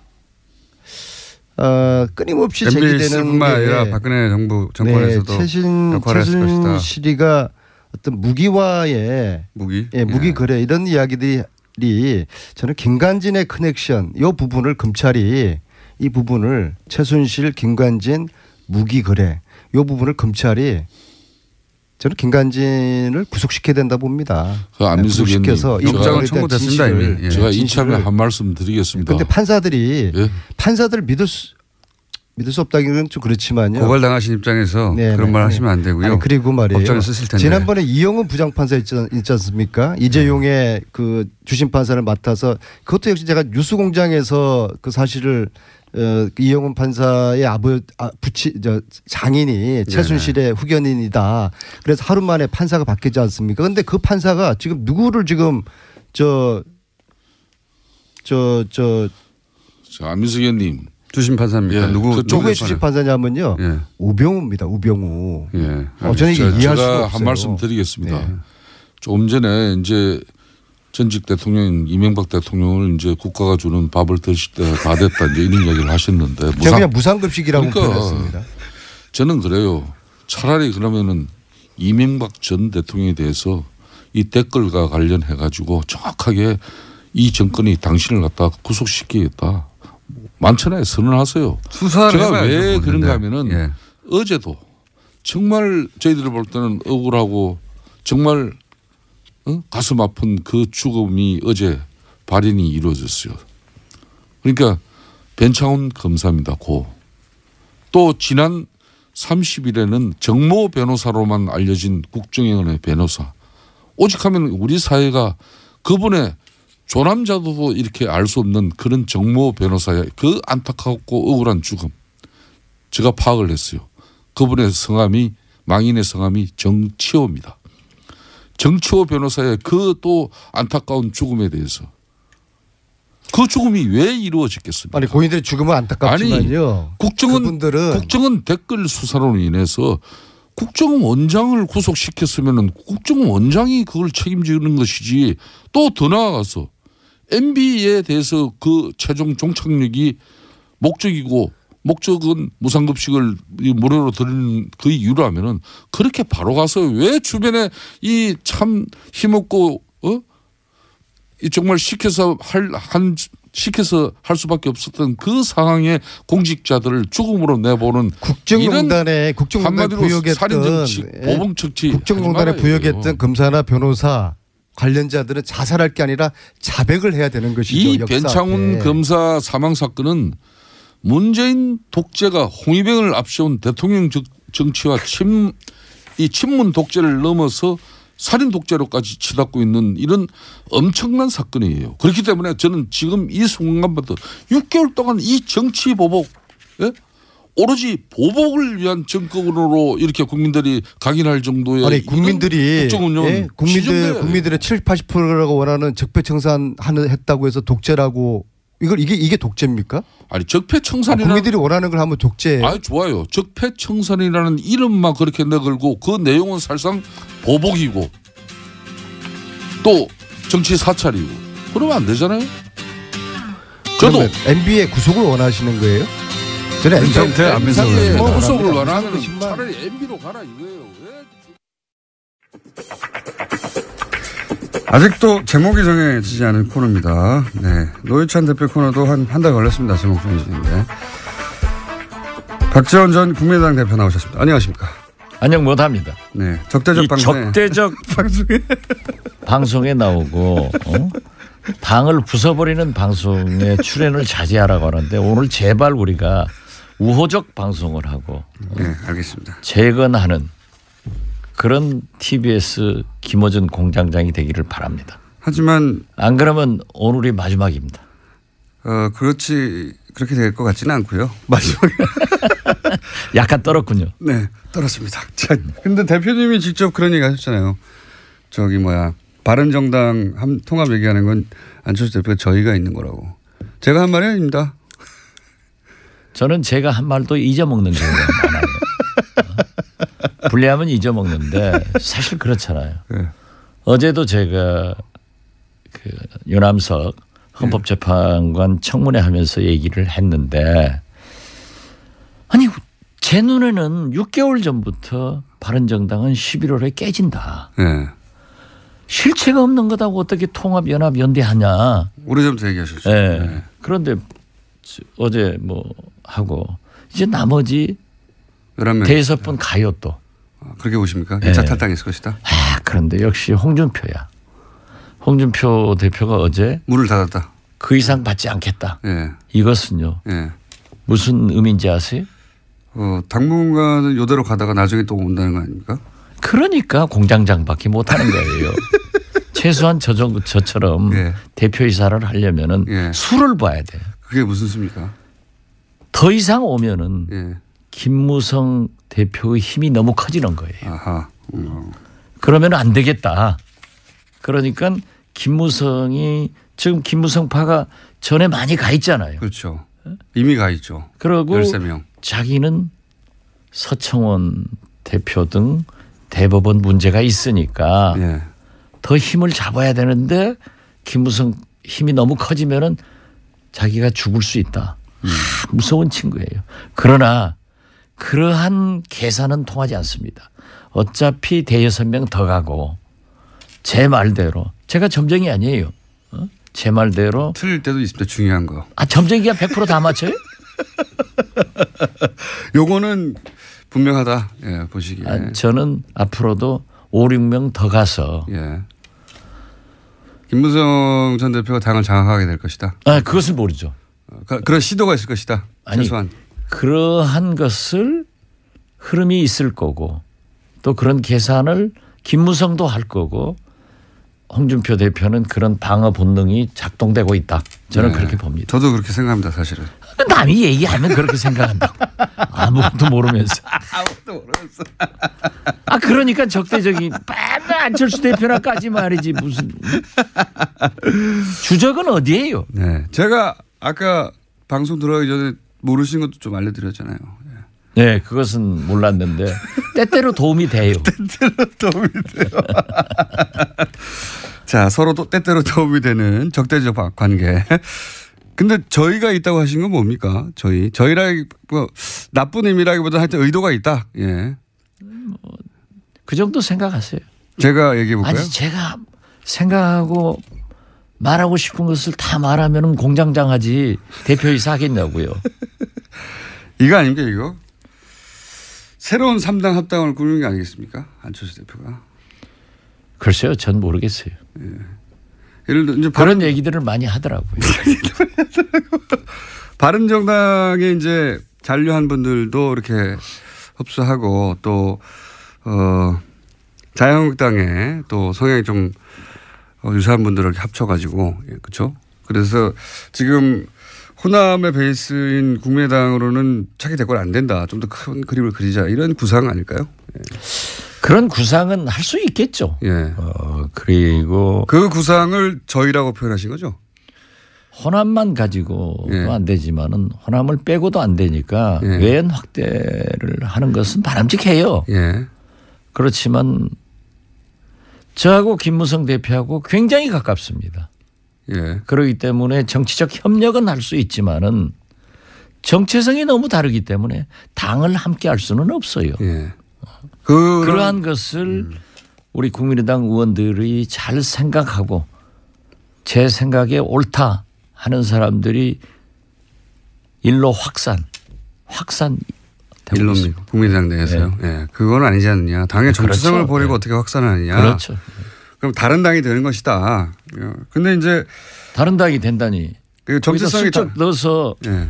또 적대적 파괴적 그런 것으로 몰아가지는 마셨어요. 안철수 대표는 그런데 이제 그런 그림을 그리시는 걸로 보여집니다. 예. 그 과정에서 이제 대표님이 말씀하신 대로 안철수 대표가 그림은 잘 못 그리는데 미술 성적이 그렇게 안 좋으신 분이에요. 그러니까 그 그림은 틀렸다라고 말씀하시는 거잖아요, 대표님은. 한마디로 말해서. 저는 그렇게 녹록하지 않을 거예요. 예. 그런 그림이 서로 있다 하더라도. 한국당에 예. 또 사실 공화당, 민정당, 민자당, 새누리당, 한국당으로 이어지는 보수 세력도 만만치 않은 사람들이에요. 결코 만만치 않습니다. 예. 결코 만만치가 않은 게 아니라 그분들은 고기도 잘 먹어본 사람이 잘 먹는다고 예. 역대 정권을 잡았기 때문에 그 보통 사람들 아니에요. 그렇게 쉽게 털도 안 뜯고 닭 먹으려고 하면 안 돼요. 그런데 이제 지금 대표님처럼 생각하시는 분들이 당내에서 그래서 소위 이제 비안을 구성하고 뭐 탈당이 있을 수도 있다는 보도도 있고 하는데 탈당은 없겠죠. 예. 그건 말이 안 되는 것 같습니다. 저는 지금 말이죠. 예. 우리 국민의당이 다시 한번 절호의 기회가 온 겁니다. 어떤 의미에서 그렇습니까? 바른정당이 깨졌지 않습니까? 예. 총선 민의대로 3당제가 됐어요. 예. 이렇게 되면은 저는 가장 공경에 처할 분이 문재인 대통령입니다. 손을 내밀 수밖에 없겠죠. 예. 그리고 우리는 국민의당은 선도 정당이 될 수 있는 거예요. 개원 초심으로 가서. 그거 항상 주장하시는데. 아니 글쎄 예. 그걸 안철수 대표가 김동철 대표가 알아야 돼요. 그걸 모르지 않습니까? 지난번에 제가 가르쳐줘도 몰라요. 이게 답답하다는 거예요. 그러니까 선도 정당에 대해서 미리 치고 나가가지고 그 자리에 선점하고 있다가 저쪽에 필요해서 손을 내밀면 그래 잡아주고 이런 유리한 위치에 갈 수 있다는 거예요. 그런데 그 예. 잡아주는 것이 예. 민주주의를 위해서 정의로운 대한민국을 위해서 개혁을 위해서 잡아줘야지 수구 세력 적폐청산 안 한다고 MB 잡는 것하고 똑같아요. 그런 버림받는 거예요. 예. 이 국민이 무엇을 요구하느냐에 그 손을 잡아야 되는 거예요. 아니, 저도 그러면은 그렇게 생각하는데 문재인 대통령도 민주당도 국민의당 아니면 아무것도 못해요. 저도 그렇게 생각하는데 그래서 박근혜는 이미 잡아놓고 MB도 청산하고 다수 주인도 찾고 다수는 누구 겁니까? 그것도 모르면서 지금도 지난 시간에 MB 거라고 하셨죠. 예. 누가 했어요? 대표님이 직접 하셨죠. 그러면 대표님하고 고발 당하십시오. 수강료를 내야죠. 아니 근데 저도 말씀하신 게 상식적이지 않습니까? 뭐 당연히 정부에서 표가 필요하고 사람이 필요하고 그러면은 손을 내밀게 되어 있는데 그래서 그 자리에 먼저 가서 선도적으로 차지하고 있으면 되는데 그게 이제 그렇게 보이는데 왜 그 자리에 안 가고 계속 그냥 정부를 공격하는 것만 하죠? 그게 주적의 설정을 잘 못하고 있는 것 같아요. 그렇죠. 저는 예. 지금 대통령께서 한미 정상회담을 어느 때보다도 성공을 시켰습니다. 예. 우리는 굉장히 불안할 걸로 알았거든요. 불안불안했습니다. 네. 예. 트럼프 대통령이 와서 북한 무력 침공하겠다 했으면 쏙 빠뜨는 거예요. 그렇죠. 유엔에서도 막 말하는 사람인데. 예. 그런데 국회 어제 연설을 하는데요. 네. 저래서 힐러리한테 이겼구나. 네. 기가 막히게 하더라고요. 립서비스 아주 중요했죠. 립서비스가 정치입니다. 그런데 지금 네. 대통령이 해외 또 나가셨잖아요. 네. 7박 8일. 이 정치 금도가 대통령이 해외 나가시면은 가급적 국내에서 정쟁을 안 만들어줍니다. 우리나라 정치 금도가. 네. 또 야당 대표가 해외 나가더라도 국내 정치 문제는 얘기 안 하는 거예요. 보통은 안 합니다. 예.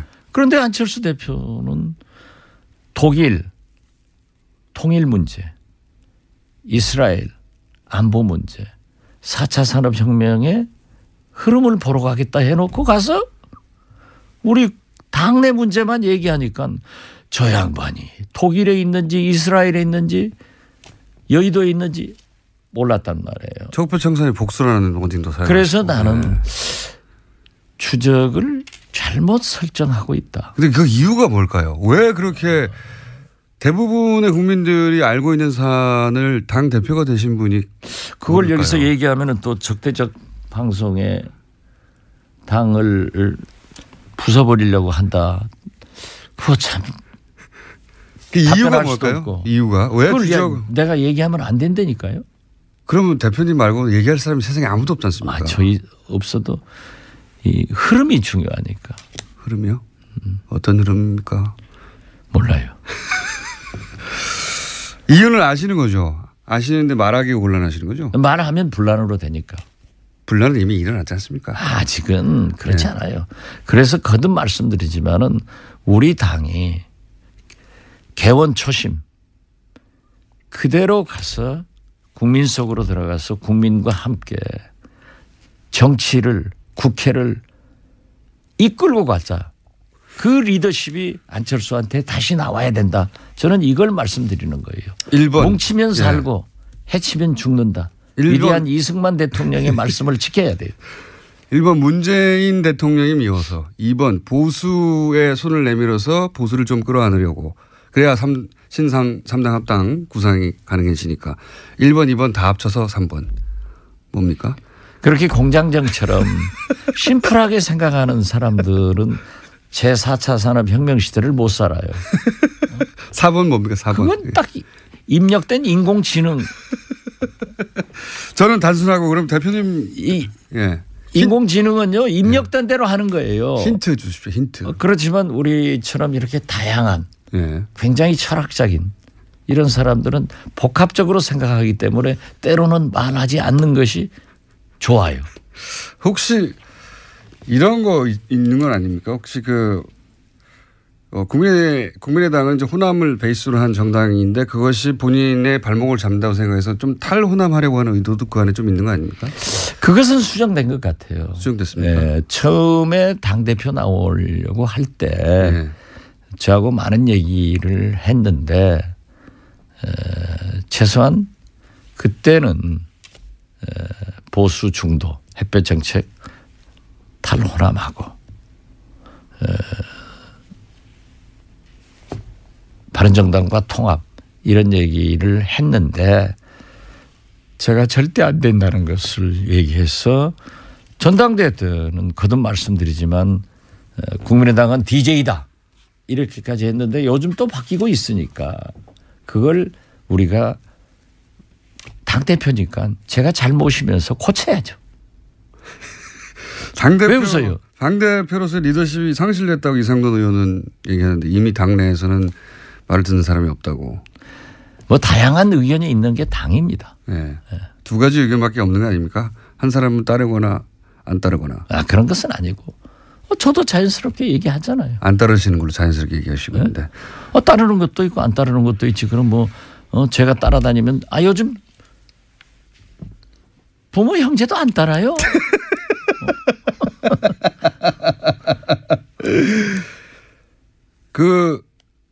한미 정상회담 언급하셨으니까 잠깐 총평을 해보시면 어떻습니까? 결과는. 아주 성공적이에요. 성공적이었다. 네. 예. 잘했어요. 특히 성공적인 부분이 뭡니까? 우리가 가장 큰 게 남북 문제 그리고 북한 핵 문제인데 그 강한 역사를 얘기하면서 비교를 하면서 한국의 발전상, 북한의 잔혹사 이러면서도 미국은 힘을 가졌다. 전 세계 어떤 나라도 미국에 덤벼가지고 잘된 나라 없다. 힘으로 평화를 이루겠다. 너희도 예. 대상이다. 그러나 당신들의 미래는 열려 있다. 예. 대화의 문은 열려 있다. 단 핵을 폐기해라 하고 구두 경고를 하면서 희망을 준 것. 이건 아주 잘했고요. 문재인 대통령이 제가 볼 때 한미 정상회담, 트럼프의 국회 연설 이런 것들로 해서 지지도가 상당히 올라갈 것 같아요. 잘 다룬 것 같아요. 예. 많이 올라갈 거예요. 예. 그렇지만 또 그런 정치란 게 그렇지도 않아요. 또 내려올 왜냐하면 트럼프가 너무 했잖아요. 일자리 창출하라. 예. 한미 FTA. 목이 많이 자라는 거죠. 그러면서 750억 달러를 가져가 버렸단 말이에요. 예. 84조. 물론 5년간 우리가 살 것 사고 투자할 것 투자해야지만은 이걸 꼭 국회에서 그렇게 얘기를 하고 자기 국내용으로 자랑할 수 있느냐 이런 것도 문제고. 그럼 뭐 트럼프 지금 예. 제가 그 e스포츠 제가 문화관광부 장관 할 때 예. e스포츠라는 이름을 명명한 위대한 사람입니다. 제가. 그 문제도 녹록지 않게 흘러가는 것 같아요. 그런 것 같습니다. 예. 예. 그렇기 때문에 참 호사다마라고 또 악재도 나오고. 뭐 어떤 정권이나 그렇죠. 항상. 그렇죠. 예, 뭐. 그렇기 때문에 그런 데서 문재인 대통령이 어떤 리더십을 발휘하느냐 이게 굉장히 중요한 거예요. 리더십 얘기하니까 또 바로 안철수 대표가 탁월한 리더십은 아니지 않습니까 현재? 그렇게 자꾸 예. 우리가 지금 문재인 대통령을 얘기하는데 아니, 거기다 국민의당 대고 사장이- 안철수 적대적으로 표현하니까 저보다 방송 나가지 말라 한다니까. 예. 그럼 나오실 거잖아요, 근데. 안 나와요. 이번 주는 요걸로 마지막으로 안 나오실 거죠? 이 서청원 녹취록은 왜 공개를 안 하는 건가요? 그건 서청원한테 물어봐야지 왜 저한테 물어봐요. 아니, 저 국민의당에도 있지 않습니까? 저는 몰라요. 아시면서. 몰라요. 지난주부터 아시면서. 참 그 모르면 모른다고 하지. 제가 김원준 공장장입니까? 대표님 주신 거 아니에요? 저는요. 예. 어쨌든 아는 것은 하십니까? 다 얘기해요. 불리하면 얘기 안 하고. 그건 간두어도 예. 우리가 나설 필요 없어요. 이게 그쪽에서 문제가 나오긴 나옵니까? 결국은 어디서든 간에 국민의당이든 아니면 서청원 대표 쪽에서든. 서청원 대표가 그렇게 얘기했으면 역사는 숨기는 게 아니에요. 그렇게 이명박 대통령, 김관진 장관, 국정원 모두 숨기다가 다 나오잖아요. 곧 나올 거예요. 곧 나올 것이다. 그래서 제가 얘기했잖아요. 서청원 대표가 이길 것이다. 결국은. 예. 그렇게 되면 만약 그렇게 되면은 김무성 전 대표가 다시 직접 당대표로 나가지는 않겠지만 그쪽 계에서 누군가가 나와서 당대표를 하거나 원내대표를 하지 않을까요? 12월에 원내대표 있는데. 뭐 글쎄 그건 제가 얘기할 수 없지만은 예. 그럴 가능성이 있죠. 김무성이 사라지지는 않죠. 그렇죠. 예. 예. 박지원이가 사라지겠어요? 제 얘기를 해야지. 대표님은 절대 사라지지 않죠. 예. 그건 제가 잘 압니다. 절대 사라지지 않는다. 그러면 곧 사라지게 할 수도 없다. 예. 상무 정도로 승진되겠어요. 당 내부가 얼마나 심각하게 갈립니까? 우리요? 예. 뉴스가 하도 많이 나오길래. 예. 항상 지금 우리 국민의당이 그렇게 좀 내분 있고 꿀렁꿀렁 안 하면은 뭐 TV에 나오겠어요? 신문에 나오겠어요? 여기서 얘기하겠어요? 그거라도 해야지. 그거라도 절대 나쁜 거 아니에요. 저놈들 망한다. 저들 망해야 된다. 저들 망해야 된다. 그러지만은 낭떠러지로 떨어지는 경우가 거의 없어요, 정치는. 그렇죠. 또 예. 웃고 손잡고 나오면서 10년 만에 이민간 동생 인천공항에서 만난 것처럼 웃고 나와요. 예. 오늘 아침에도 예. 지금 우리 전남 예산발전 정책회의를 전라남도 지사 대행 간부들하고 안철수 대표, 김동철 대표, 우리 예결 의원, 전남 의원들 하다가 전 나왔어요. 예. 제가 중간에 나가니까 다 이상하죠. 그래서 어디 가느냐 네. 물어요. 그래서 난 적대적 방송. 불법 방송. 불법 적대적 방송 하신다고. 합법적으로 가는데 이 적대적인 이 방송을 우호적으로 만들어 놓고 하려고 간다. 네. 그러고 왔죠. 네. 그런데 다 그냥 웃고 악수하는 거죠. 그랬더니 뭐 물어요. 아, 웃고 악수한다고. 그럼 울고 악수하냐? 그래서 제발 네. 공정하게 진행하세요. 그래서 우호적 좀 대봐요. 우리한테도. 아니 대표님 직접 나와서 얼마든지 말씀할 기회를 드리지 않습니까? 말씀할 기회를 주는데 자꾸 적대적 질문만 하잖아요. 언론은 화목하게 다른 언론은 안 그래요. 화목하게 잘 지내는 건 뉴스가 아니에요. 아, 그럼 나도 그래요. 그러니까 우리가 꿀렁꿀렁 하니까 뉴스 나오는 건 그건 나빼 결코 나쁘지 않은 그러니까 거예요. 다 아시면서 자꾸 적대적이라고 하시고. 예. 아, 심하다 이거지. 심하지 않습니다. 아, 다른 그러니까 곳에서도 우리 당 최고위원이 두 방송 두 진행자 딱 찍잖아요. 예. 만약에 우리가 집권하면은 큰일 날 거예요. 코너 제목을 꿀렁꿀렁으로 할까요? 그러세요. 박지원의 꿀렁꿀렁. 꿀렁꿀렁한 것으로 다 채우겠다. 네. 저기 이상돈 의원이 발언을 굉장히 세게 하시는 편이잖아요. 그분은 제가 볼 때 예. 아주 자유분방한 학자예요. 예. 그러니까 지금도 그런 얘기 하더라고요. 자기 국회의원 돼가지고 수입이 줄었다. 자기 교수할 때는 방송도 하고 뭣도 하고 원고도 쓰고 해서 한 달에 3, 4천만 원 수입됐는데 액수까지 이렇게 말씀하시고. 국회의원 되니까는 1,000만 원도 못 받는다. 예. 그런데 이분은 리버럴한 말 알아요? 영어를 잘 모르니까 리버럴. 자유분방한 분이라 학자적 양심에서 그냥 말씀을 여과 없이 하시더라고요. 본인이 그렇게 생각하면 그래서 그렇게 제가 말씀하시는 대통령 선거 앞두고도 그런 말씀을 해서 제가 공개적으로 그러지 마라. 거예요. 예. 우리는 지금 대통령 선거를 앞두고 있는데 그렇게 하면 안 된다라고 했어요. 지금은 좀 상황이 다르지 않습니까? 그런데 지금도 예. 우리 당에 일부 엑스파 당원들이 예. 이상돈 의원을 당에서 축출하자 하는 서명 운동을 받고 있어요. 엑스파는 여기서는 아닌데요, 그러면? 그건 내가 말 안 해도 알아들으면 됐지 왜 꼭 확인을. 그러니까 적대적이라 한다니까.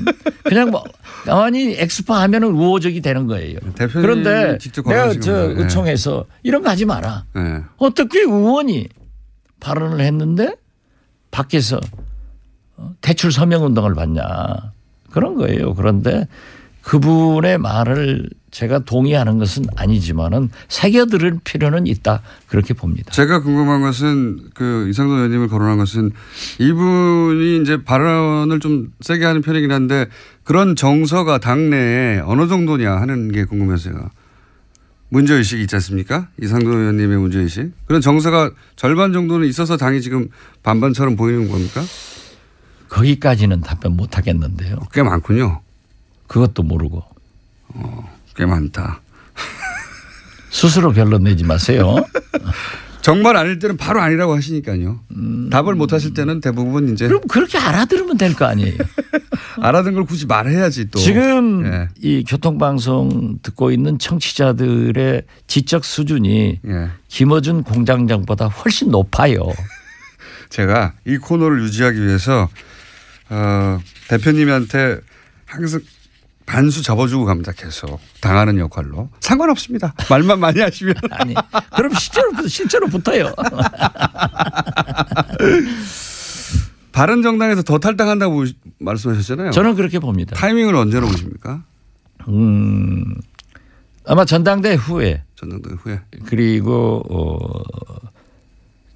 정기국회 금년 12월 말까지는 상당수가 탈당할 겁니다. 그래서 사실상 뭐 5, 6명 정도 남는 네, 저는 그렇게 봐요. 미니 정당이 되지 않을 수 없다. 네. 예. 유승민 의원이 대표가 다시 되겠죠?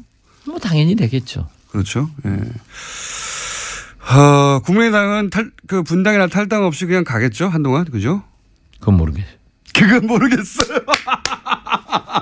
아이고 이게 제일 센 말인데 그건 그럴 수도 있습니까? 모르겠다니까요. 그러니까요. 보통은 이럴 때 절대 그런 일은 없다. 아니 저는 그러니까 지금 우리도 꿀렁꿀렁하니까 꿀렁꿀렁하다. 제가 몇 번 방송하면서 그 얘기했잖아요. 정치는 나의 불행이 당신의 행복으로 안 갑니다. 반드시 전이 되거든요. 당신이 깨지면 우리도 깨질 확률이 많아져요. 이 패션이 있잖아요. 언제 깨집니까? 언제 그런 꿀렁꿀렁이 옵니까? 패션이 있는데 우리도 꿀렁꿀렁하고 안철수 대표하고 지금 많은 충돌을 하고 있잖아요. 지방선거 전까지 그런 일이 그렇기 때문에 제가 말씀드리는 거예요. 안철수 대표의 리더십이 분명히 새롭게 나와야 된다. 그렇지 않으면 굉장히 불행한 결과가 올 수도 있다. 나는 앞장서서 그러한 것보다는 봉합하는 데 노력을 하고 어제도 몇 의원들을 만나서 그렇게 심하게 비난하지 마라. 그것이 국민이 볼 때 안 그래도 가난한 집에서 저 망할 집으로 가는구나. 부서지는 그런 당이 아니라 망하는 짓을 그 사람들이 하는데 우리도 그 길로 가서 되겠느냐. 한번 다시 재건해보자. 그렇게 저는 건설적인 사람이에요. 하지만 상황은 그런 방향으로 갈 수도 있는 위험이 오늘 있다. 또 건너가 정대철 이런 분들 오찬을 한다고 그래요. 어제하고 어제도 잠깐 우연히 조우를 해서 의견을 나눴지만 저는 그분들에게 절대 그래서는 안 된다. 조금 기다려달라. 또 한번 만들어보자. 라고 했지만은 흐르는 물을 제가 어떻게 막을 수 있어요. 그러니까 그게 언제쯤 그런 일이 벌어질 수도 있습니까? 지방선거 전에 그런 일이 벌어질 수도 있습니까? 가능성이? 제가 바른정당은 점쟁이가 딱 맞았는데 이 점쟁이라는 게 또 때로는 막힐 때가 있어요. 자기 일을 잘 못 맞출 때는 있습니다. 그래서 지금 제가 막히고 있으니까 나는 보이지만 아직 말하지 마라. 그렇게 보이시는 게 있군요. 인공지능처럼 입력된 것만 얘기하면 안 된다니까. 그래서 AI한테 인간이 이기는 거예요. 알겠습니다. 네, 잘 알아듣겠고요. 그런 실력을 저 아니면 못 들어요. 자, 말씀 안 하신다고 했지만 다 하고 가시는 박지원 전 국민의당 대표였습니다. 감사합니다. 예, 감사합니다. 자, 오늘은 김진애 박사님이 사정이 있어가지고 리얼미터가 이 코너를 차지하여 평상시 5분 정도로 박대받다가 오늘 맞습니다. 2배 시간을 확보하여 좀 찬찬히 내용들을 짚어볼 시간을 가지도록 하겠습니다. 리얼미터 권순정 조사 분석실장 나오셨습니다. 안녕하십니까. 네. 자, 그럼 오늘은 좀 천천히 해도 될 것 같아요. 워낙 늘어져서 빨리 해도 우리는 많을 것 같아요. 그래요? 자, 지난 시간에는 급하니까 뭐 얼마나 변했어요? 조금 변했어요. 그거 대충 넘어가게 됐는데 오늘은 이제 국내 현안들이 제법 굵직굵직한 것들이 많이 있었거든요. 맞습니다. 그러면은 지지율이 한 2, 3%씩 영향을 또 크면 받잖아요. 그렇습니다. 그게 어떤 식으로 어떤 사안에 영향을 받았는가 한번 볼까요? 한마디로 말씀을 드리면 약간 출렁거렸습니다. 출렁. 이 출렁이 앞으로도 계속 출렁거릴지 그런 거는 조금 더 지켜봐야 되겠지만 3일간 조사한 바로는 약간 출렁거렸는데요. 먼저 지지율을 먼저 말씀드리고 분석을 해보죠. 문 대통령의 지지율은 1%포인트 소폭 하락해서 69.3%를 기록했고요. 부정평가는 1.3%포인트 상승해서 25.2%입니다. 그리고 민주당 역시 2.9%포인트 하락해서 48.8%이고요. 반면 자유한국당은 2.2%포인트 상승해서 19%입니다. 국민의당은 지난주 주간 집계하고 동률인 6%이고요. 바른정당은 오히려 0.5% 소폭 상승했습니다. 5.3%이고요. 정의당은 0.7%포인트 하락해서 5.2%입니다. 자, 전반적으로 알겠고요. 자, 그러면은 어제, 그러니까 수요일까지 조사해서 오는 거잖아요. 그렇습니다. 그럼 어제 기준으로 다시 한번 그걸 정리해 보자면 어제는 그 문재인 대통령이 올랐겠죠. 아무래도 대통령 한미 정상회담을 했으니까. 안 보고도 아시네. 네, 그건 뭐 한 2, 3% 오를 포인트가 있는 사안이잖아요. 저희들은 이제 500명 이틀간을 묶어서 발표를 하는데 어제 500명으로 하면은 상당히 많이 올랐는데 그거는 발표를 할 수가 없고요. 그렇겠죠. 예, 이제 묶어서 뭐 이제 그제까지 하면은 많이 오른 편입니다. 70%대로 예, 올랐습니다. 회복됐겠네요. 그러니까 이게 그 월요일 날에 69.4%로 빠졌고요. 네. 그 7일 화요일 날에 67.3%로 더 빠졌습니다. 역시 화요일 날에 저게 있었거든요. 예. 청와대 정무수석 횡령 맞습니다. 관련 뭐 예. 정무수석이 횡령이 아니라 정무수석의 예. 전 비서관 보좌관들의 횡령인데 이제 정무수석만 보이게 되죠, 당연히. 7일 날에 여러 가지 그 SNS 어떤 그 트렌드라든지 그런 것들을 분석해도 보도량이라든지 예. 이제 대중들의 관심이 그 청와대 정무수석 그 건에 대해서 상당히 많이 쏠려 있었고요. 종편에서도 크게 다뤘고요. 예. 보도가 많이 나왔습니다, 실제. 그리고 6일 같은 경우는 월요일. 댓글 수사 월요일이죠. 댓글 수사 방해 의혹을 투신 받던 사망이 있었기 때문에. 이 부분도 저희들 숫자하고 SNS의 어떤 그런 네. 트렌드하고 상당히 일치를 했고요. 보수 지지층에서 빠질 만한 사안이 되는 거죠, 여기서는. 그렇습니다. 네. 그래서 이제 전체적으로 보더라도 TK나 PK에서 가장 많이 빠졌고요. 네. 60대 이상에서도 빠졌고 중도 보수층에서 이탈했고 물론 30대라든지 뭐 경기 인천이라든지 같이 빠지긴 했지만 빠지는 줄을 이루는 곳은 영남권과 60대 이상 중도 보수층을 봤을 때 전반적으로 금방 말씀드렸던 그런 부분들하고 무엇보다도 6일날 바른정당 탈당 사태가 있었지 않습니까? 네. 예, 그러한 부분들이 아까 보시다시피 민주당이라든지 자유한국당의 2.몇%, 2, 3%는 어느 정도 상당한 폭이거든요. 그렇죠. 네, 그래서 하루 사이에 그 정도 많이 빠지는 거죠. 기본적으로 바른정당의 탈당 사태가 전체적인 유권자 심리에 기본적으로 변화를 주고 그리고 이제 내부적인 이제 적폐청산이라든지 그거와 관련된 검찰 투신 사망이라든지 그리고 청와대 정무수석 혐의가 같이 결부가 돼서 하락세를 보이지 않나 싶은데요. 근데 문제는 8일 날 수요일 날에 아까 말씀드렸다시피 어제 500명 조사한 상당히 많이 올랐어요. 그래서 수요일 날 합치니까 70.4%로 반등을 했는데 그래서 이제 종합적으로 봤을 때 이 기간이 월화의 기간이 앞으로 그러니까 내일 모레까지 이어질 것이냐 그렇지는 않을 것 같고요. 어제 상당히 많이 올랐기 때문에 그래서 조금 현재의 월화에서 좀 하락세 이런 부분들은 좀 단기적인 하락세. 제 생각에는 이제 머물지 않을까 싶습니다. 문재인 대통령은 당분간은 상승세일 수밖에 없는 게 계속해서 해외 순방하고 그다음에 정상회담하고 맞습니다. 그러니까 보도되는 내용들이 결국은 네네.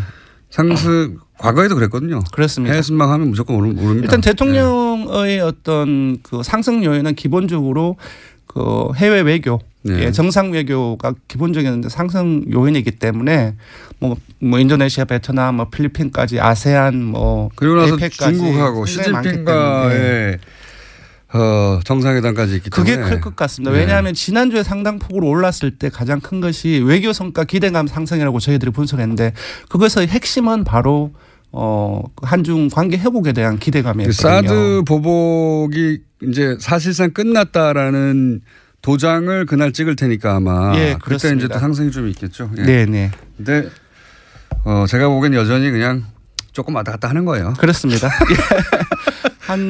근데 저희들이 봤을 때는 한 2, 3%의 이제 변동이 있을 때는 어느 정도 이제 출렁거렸다라고 볼 수 있을 것 같아요. 이때까지는 1%대였는데 2%대까지 출렁을 했다. 근데 올라가는 게 더 올라가니까요. 또 그게 그거다.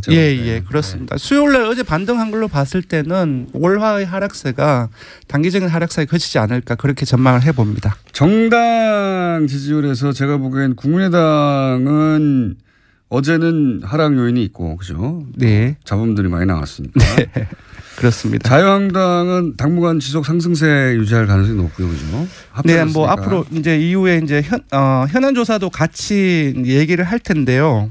당분간 상승세를 보이겠지만 예를 들어서 복당의 효과랄까 그런 부분들이 사실상 크지는 않지 않을까 그렇게 분석됩니다. 그렇게 크지는 않는 것 같아요. 그리고 이번에 올랐던 것도 사실상 19%, 2.2%포인트 상승인데 지난주에 빠졌던 것들이 조금 회복된 걸로 볼 수 있거든요. 그리고 이게 당이 합쳐지고 이게 숫자가 9명 늘면은 막 크게 올라갈 것 같아도 바른정당도 저는 결집을 한다고 봐요. 왜냐하면 맞습니다. 불쌍하거든요.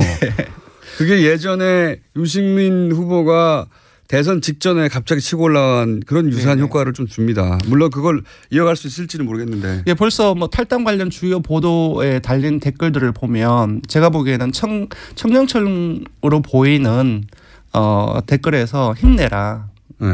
괜찮다. 정치에서 계속 이 가라. 마음의 네. 빛. 네, 그런 이것만큼 큰 게 없어요. 예. 네. 숫자로 이지 않습니다. 정치에서. 예, 금방 말씀하신 것처럼 요번 물론 큰 폭의 상승은 아닌데 사실 지난주 지지난주 2주 연속 4%대에 머물렀거든요. 네. 근데 0.5%포인트 소폭 상승해서 5.3%로 5%대로 올라섰기 때문에 이거 탈당으로 인해서 지지율이 확 빠지거나 그렇다기보다는 뭐 동정이랄까 그런 부분들이 결부가 돼서 오히려 좀 강세를 보일 가능성은 높지 않을 것 같습니다. 알겠습니다. 근데 이제 그 정당 지지율도 결국은 많아야 2%대고 적으면 0점대이기 때문에 네. 아직은 뭐 정치 지형이 큰 변화가 있다 할 만한 변동은 없는 근데 상황이고. 만약에 네. 그 5, 6명의 추가 탈당이 이어진다고 한다면 그건 저도 모르겠습니다. 예, 그거는 이제 다시 분석을 좀 해봐야 될 것 같습니다.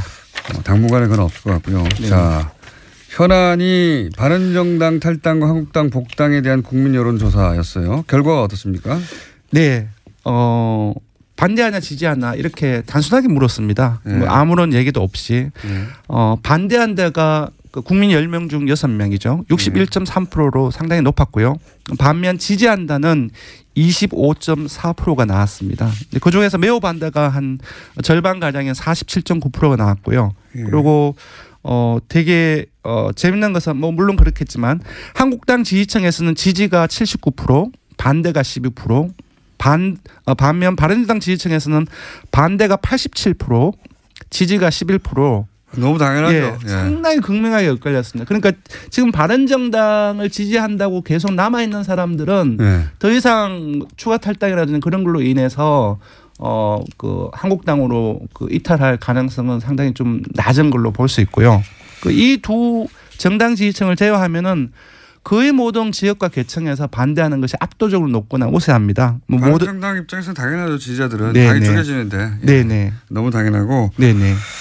매우 반대 속에는 민주당 지지자, 정의당 지지자, 바른당 지지자, 그리고 국민의당 지지자. 네, 다 포함되어 있고요. 다 포함되어 있는 거죠. 모든 지역, 모든 TK, PK 다 포함해서 모든 지역, 모든 연령층 이렇게 반대가 압도적으로 높거나 우세합니다. 중도층도 반대할 것이고. 예. 네. 그래서 한국당 지지층이 찬성하는 거죠. 예. 네, 그래서 계산을 조금 해봤어요. 지금 지지가 25.4%이지 않습니까? 네. 오늘 그 자유한국당 지지층 그 지지율을 기준하면 19%인데요. 네. 이게 아까 이제 자유한국당 지지층 반대가 12%인데 이들도 계속 뭐 그 복당 그것과 연관 없이 계속 지지율을 가지고 간다고 하고 그리고 지지한다고 했던 다른 이제 정당 소속의 지지층하고 무당층들의 이동도를 종합적으로 분석을 해봤을 때 최대 상승을 해봤자 최대 상승을 해야 20%에서 21% 정도예요.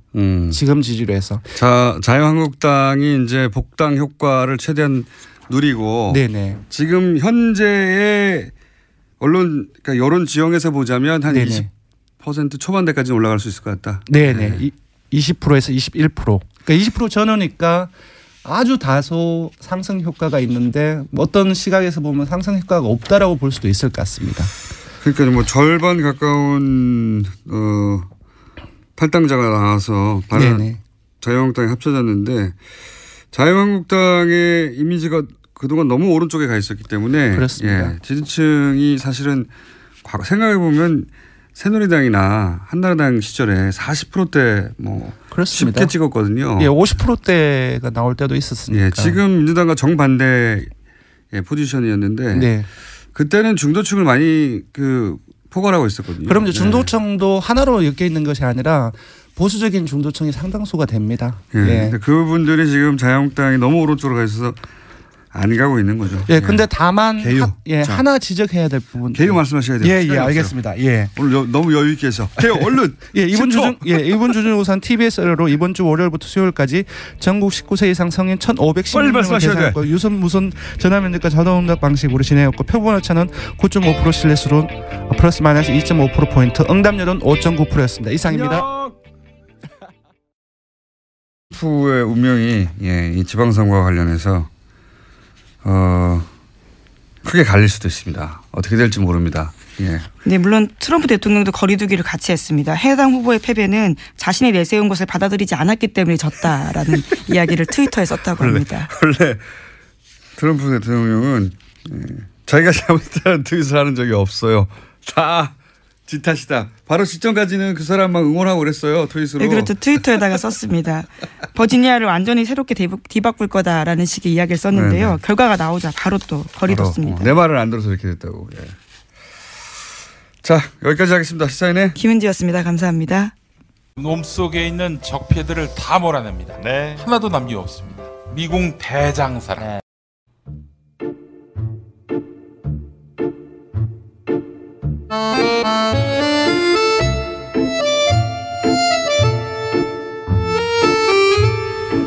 말도 많고 탈도 많은 코너. 네. 그러나 절대 없어지지 않는 코너. 더불어민주당 안민석 의원 나오셨습니다. 네, 오산 비행장이 오산했다고 생각하면 오산입니다. 오산 출신 내리사선 안민석 의원입니다. 자유한국당의 김성태 의원 나오셨습니다. 안녕하십니까? 예, 안녕하세요. 김성태 의원입니다. 이번 국정감사에서 네이버는 우리 국민들에게 핫 이슈로 이렇게 떠올랐습니다. 갑자기 네이버를 또. 제가 이 이야기는 네. 이제 안민석 의원이 이 방송을 통해서 늘 뭐 엄청난 이슈를 이렇게 던지는 경우가 많았는데 네. 제가 하나 알려드리려고 하고 있습니다. 어떤 걸 기대가 되는데 예. 성남시에 이재명 시장이 성남시장이 그러니까 이재명 시장이 구단주로 있는 성남에는 프로축구단 성남 FC가 있다는 거 알고 계시죠? 네. 문제는 이 성남 FC에 네이버가 저소득층 지원을 위한 시민 단체를 거쳐서 39억을 지원을 했어요. 이 시민 사회단체는 희망살림이라는 이런 애초에 본연의 네이버가 예. 여권의 지자체장 그러니까 이 희망살림이라는 이 단체는 잘했네요. 저소득에 그러니까 성남 지역의 저소득층의 부채 탕감을 위해서 2012년도에 설립됐어요.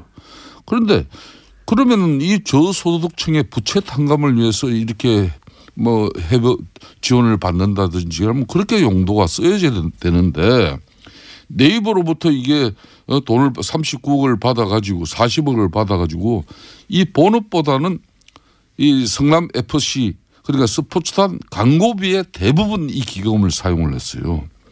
이 성남 FC는 지난 3년간에도 이 시민사회단체를 포함해가지고 두산이라든지 농협, 차병은 이런 기업에서도 총 166억을 후원 수입을 올렸어요.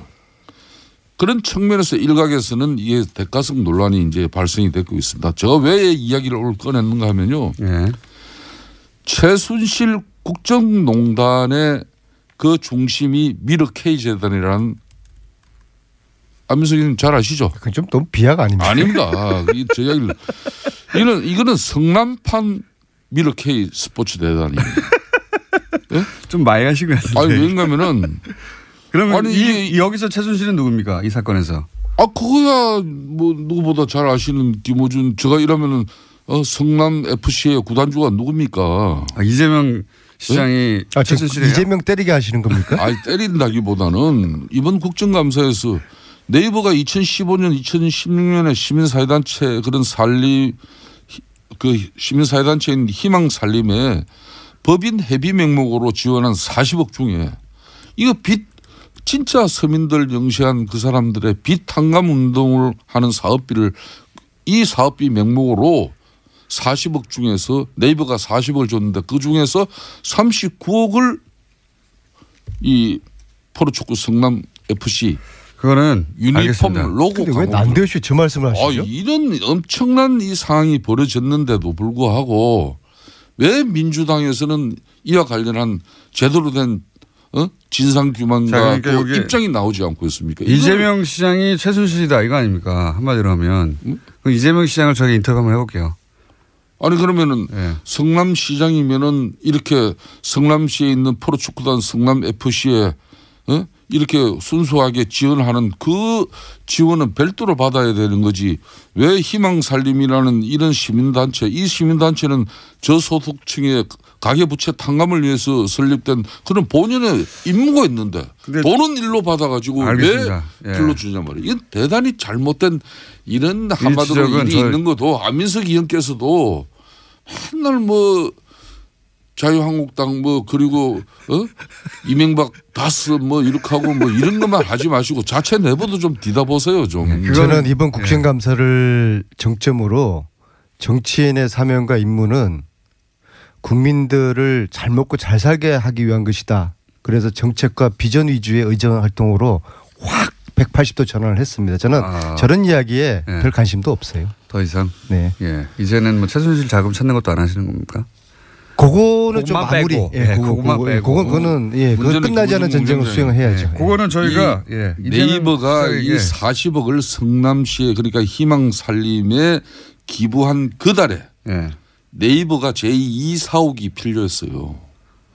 그런데 그 제2 사옥의 허가가 공교롭게 그달 납니다. 무슨 얘기인지 알겠습니다. 이 부분은 김성태 의원님이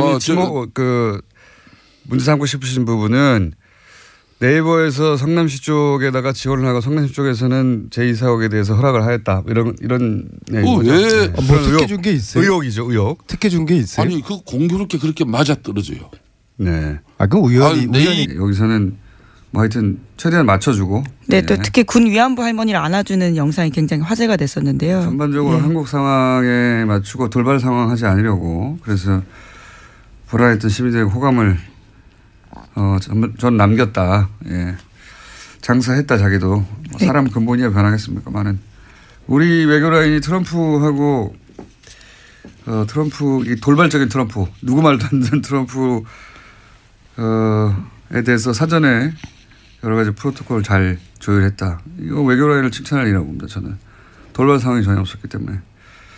반면에 일본은 이제 트럼프 가고 났더니 비판하는 기사가 이제 나오기 시작했어요. 예. 돈만 퍼지고 얻은 게 뭐냐.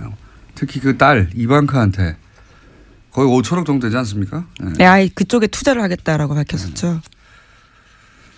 골프장 이야기도 많이 나와요. 네, 어제 대놓고 자기 골프장 이야기를 했었습니다. 우리나라에서는 일본에서요. 예. 자기 골프장 얘기하는 것도 웃기지 않습니까? 남의 나라에 와가지고 자기 골프장 잘하는 것도. 자기 골프장에서 한국 선수들이 1위를 했다라는 이야기였는데요. 포인트는 한국 선수 1위보다는 자신의 골프장이었던 것 같습니다. 그러니까요. 예. 참 희한한 사람이에요. 예. 어쨌든 자기 골프장 실컷 광고했고, 근데 일본에서 이제 아베하고 어제도 잠깐 소개했지만 일본에서의 아베 행동이나 아베 이번 외교에 대해서 일본 내에서도 이제 미국에서는 벌써 노예적 상황이라고 아주 굴욕적인 표현을 했는데 일본 내에서도 이제 비판이 나오더라고요. 돈 많이 썼다는 거하고 골프 관련해서는 거기서 이제 정상 외교 어떤 뭐랄까요 내밀한 어떤 스킨십을 올리는 그런 거 한다고 하지 않았냐. 그랬더니 실제 뭐고 대화록이 없어요. 근데 그 이유를 보도한 매체가 하나 있어요. 그 골프 실력이 떨어져가지고 주로 벙커에 빠져가지고 넘어지는 영상이 또 화제가 됐습니다. 넘어진 것도 넘어진 거지만 원래 코스를 골프는 그 이동을 하는 동안 같이 다니잖아요. 그 사이에 옆에 사람이 없으니까 그때 대화하고 뭐 이런다는 건데 뻥 뚫린 곳에서 도청의 위험도 없는 곳에서. 근데 벙커에 자꾸 빠지고 그러니까 코스를 같이 다니지를 못했대요. 대부분. 그래서 혼자 벙커에 자빠지고 급하게 가야 되니까 그런 영상이 나온 것이고 코스 대부분은 트럼프는 이제 마츠야마 그걸 모르시구나. 마츠야마 히데키인가요? 하여튼 골프 선수 있어요. 세계 랭킹사에. 대부분은 그 선수하고 다녔다. 이런 보도도 나오고 있습니다.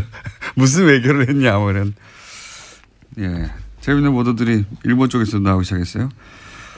자, 다음 뉴스는 뭡니까? 네, 군 사이버사령부 댓글 사건과 관련해서 이명박 전 대통령의 지시가 있었다라는 진술이 나왔다는 보도입니다. 그제 검찰에 소환됐던 김관진 전 국방부 장관의 진술이라는 건데요. 특히 김 전 장관은 19대 대선을 앞두고 이뤄진 사이버사 요원 증편을 이명박 전 대통령이 시켰다라고 인정했습니다. 그럴 줄 알았어요, 저는. 이분은 가자마자 입을 열 줄 알았어요. 김관진 전 마지막 임무가 실장이었으니까 전 실장은 네, 박근혜 정부에서 실장이었고요. 예, 이명박 정부에서는 장관이었습니다. 굉장히 긴 시간 동안 중용됐잖아요. 정권에 그렇죠. 의해서. 그렇다는 얘기는 정권 입맛에 굉장히 잘 맞춘다는 얘기거든요. 예. 상황에 따라 얼마든지 바뀔 수 있는 분이라 저는 이분은 바로 보여줄 사람이 없잖아요. 이제 본인을. 예. 바로 실토하는 게 뭐 하루도 안 걸렸는데 이제 줄줄줄 다 나오고. 예. 그리고 반면에 이제 남재준 전 국정원장도 예, 어제 출석했습니다. 예. 이분은 김관진 실장하고는 스타일이 좀 다르죠. 자신이 굉장히 거물인 줄 아는 스타일인데. 예. 예, 어제도 굉장히 거칠게 이야기하고 갔는데요. 네. 이분도 다임엽니다. 예. 왜 그러냐면 이분 본인이 거물인 줄 아는 스타일이거든요. 대선 출마도 막 하고 막. 예, 실제로 예, 그렇죠. 예, 본인이 정점에 올라 있는 분이라고 착각하는데 국정원에는 이렇게 다른 출신으로 와서 국정원장 하고 지나가는 사람들한테 국정원 별 관심 없어요. 관심 없는데 대단하다고 생각하는 분들이 이제 검찰 조사를 받기 시작하면 본인이 거물이 아닌 것을 깨달아가는 과정이거든요. 예. 거물이 아닌 걸 깨달으면 또 입을 다 엽니다. 이분도 많은 이야기를 하실 것이다. 저는 전망하는 바입니다. 자, 그래서 드디어 이명박 전 대통령으로부터 지시를 받았다는 이야기가 처음으로 나왔어요. 예, 당사자의 진술이기 때문에 굉장히 중요합니다. 이명박 전 대통령도 포토라인에 설 가능성이 커지게 된 건데요. 전 대통령이고 지금 바로 직전 대통령이 수감돼 있으니까 정치적 부담이 있어서 시간이 좀 걸리겠죠. 여러 가지 더 많이 쌓아서. 다만 이제 이 뉴스를 보고 원세훈 전 국정원장이 갈등하겠죠. 나도. 예, 같은 댓글 혐의이기 때문에. 예. 내가 입 다물고 있는 게 무슨 사연이 있나 뭐 이런 생각을 하지 않겠나. 예, 다만 김관진 전 장관 같은 경우에는 댓글 활동 목적에 대해서는 정치 관여가 아니라 대북 사이버전 일환으로 생각했다라는 이야기는 계속해서 하고 있습니다. 그건 이제 자기하고 직접 연결되는 거니까요. 예. 자기 거는 빠져나가고 예. 남의 건 다 줄 거예요. 네, 그렇죠. 특히 그 70명을 뽑는 과정에서 호남 출신을 배제하라라는 이야기는 예. 대통령 지시였다라는 겁니다. 우리 편 뽑으라고 하면서 예. 특정 지역 출신들에 대해서 차별했다라는 이야기도 했습니다. 이런 건 빠져나가야 되거든요. 예. 선발할 때 자기 도장에 찍혀 있는데 아이 시켜서 그랬다고. 예. 많이 생각하고 나오신 거예요. 예. 이걸 원하는 건 다 주실 분이다. 이분은 검찰에 원하는 건 거의 주실 분이고. 예. 네, 현재 구속영장 청구하겠다라고 검찰이 밝혔는데요. 또 영장 실질이 있고 난 다음에 어떻게 또 진술이 더 자세히 될지도 봐야 될 것 같습니다. 자기를 지켜줄 사람이 없어요. 예. 남재준 전 국정원장도 스타일은 다르지만 다 주실 것이다. 자, 다음 뉴스 뭡니까? 네, 검찰이 현재 박근혜 정부의 국정원 특수활동비 관련 수사를 진행하고 있는데요. 돈의 사용처를 추적 중입니다. 이와 관련해서 그중에 일부가 안녕하세요. 김원준입니다. 국정원 댓글 수사를 방해하기 위해 가짜 사무실, 가짜 서류를 만들어낸 국정원 사법방해 사건. 이 사건으로 인한 변정호 검사의 죽음에 대해 최근 일부 매체에서 윤석열 지검장의 책임을 거론합니다. 검찰 내부에서 업무 수행 중 발생한 일인데 지나치게 압박해 검사로서 마지막 자존심을 뭉갰다 하는 식입니다. 장례식장의 조문관 문무일 검찰총장에게 한 검사가 너희들이 죽였다고 고함을 질렀다며 검찰 내부 불만을 보도하기도 합니다.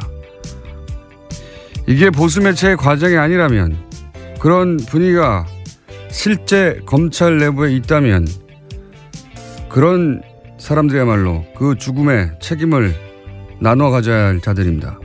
검찰 자신의 고유 업무인 수사와 재판을 국정원이 방해하라고 검사들에게 시킨 공작 사건입니다. 자존심을 운운할 거면 검사에게 자신의 친정인 검찰을 속이라고 지시한 국정원을 거론해야죠. 국정원이 검찰을 병신으로 본 거 아닙니까?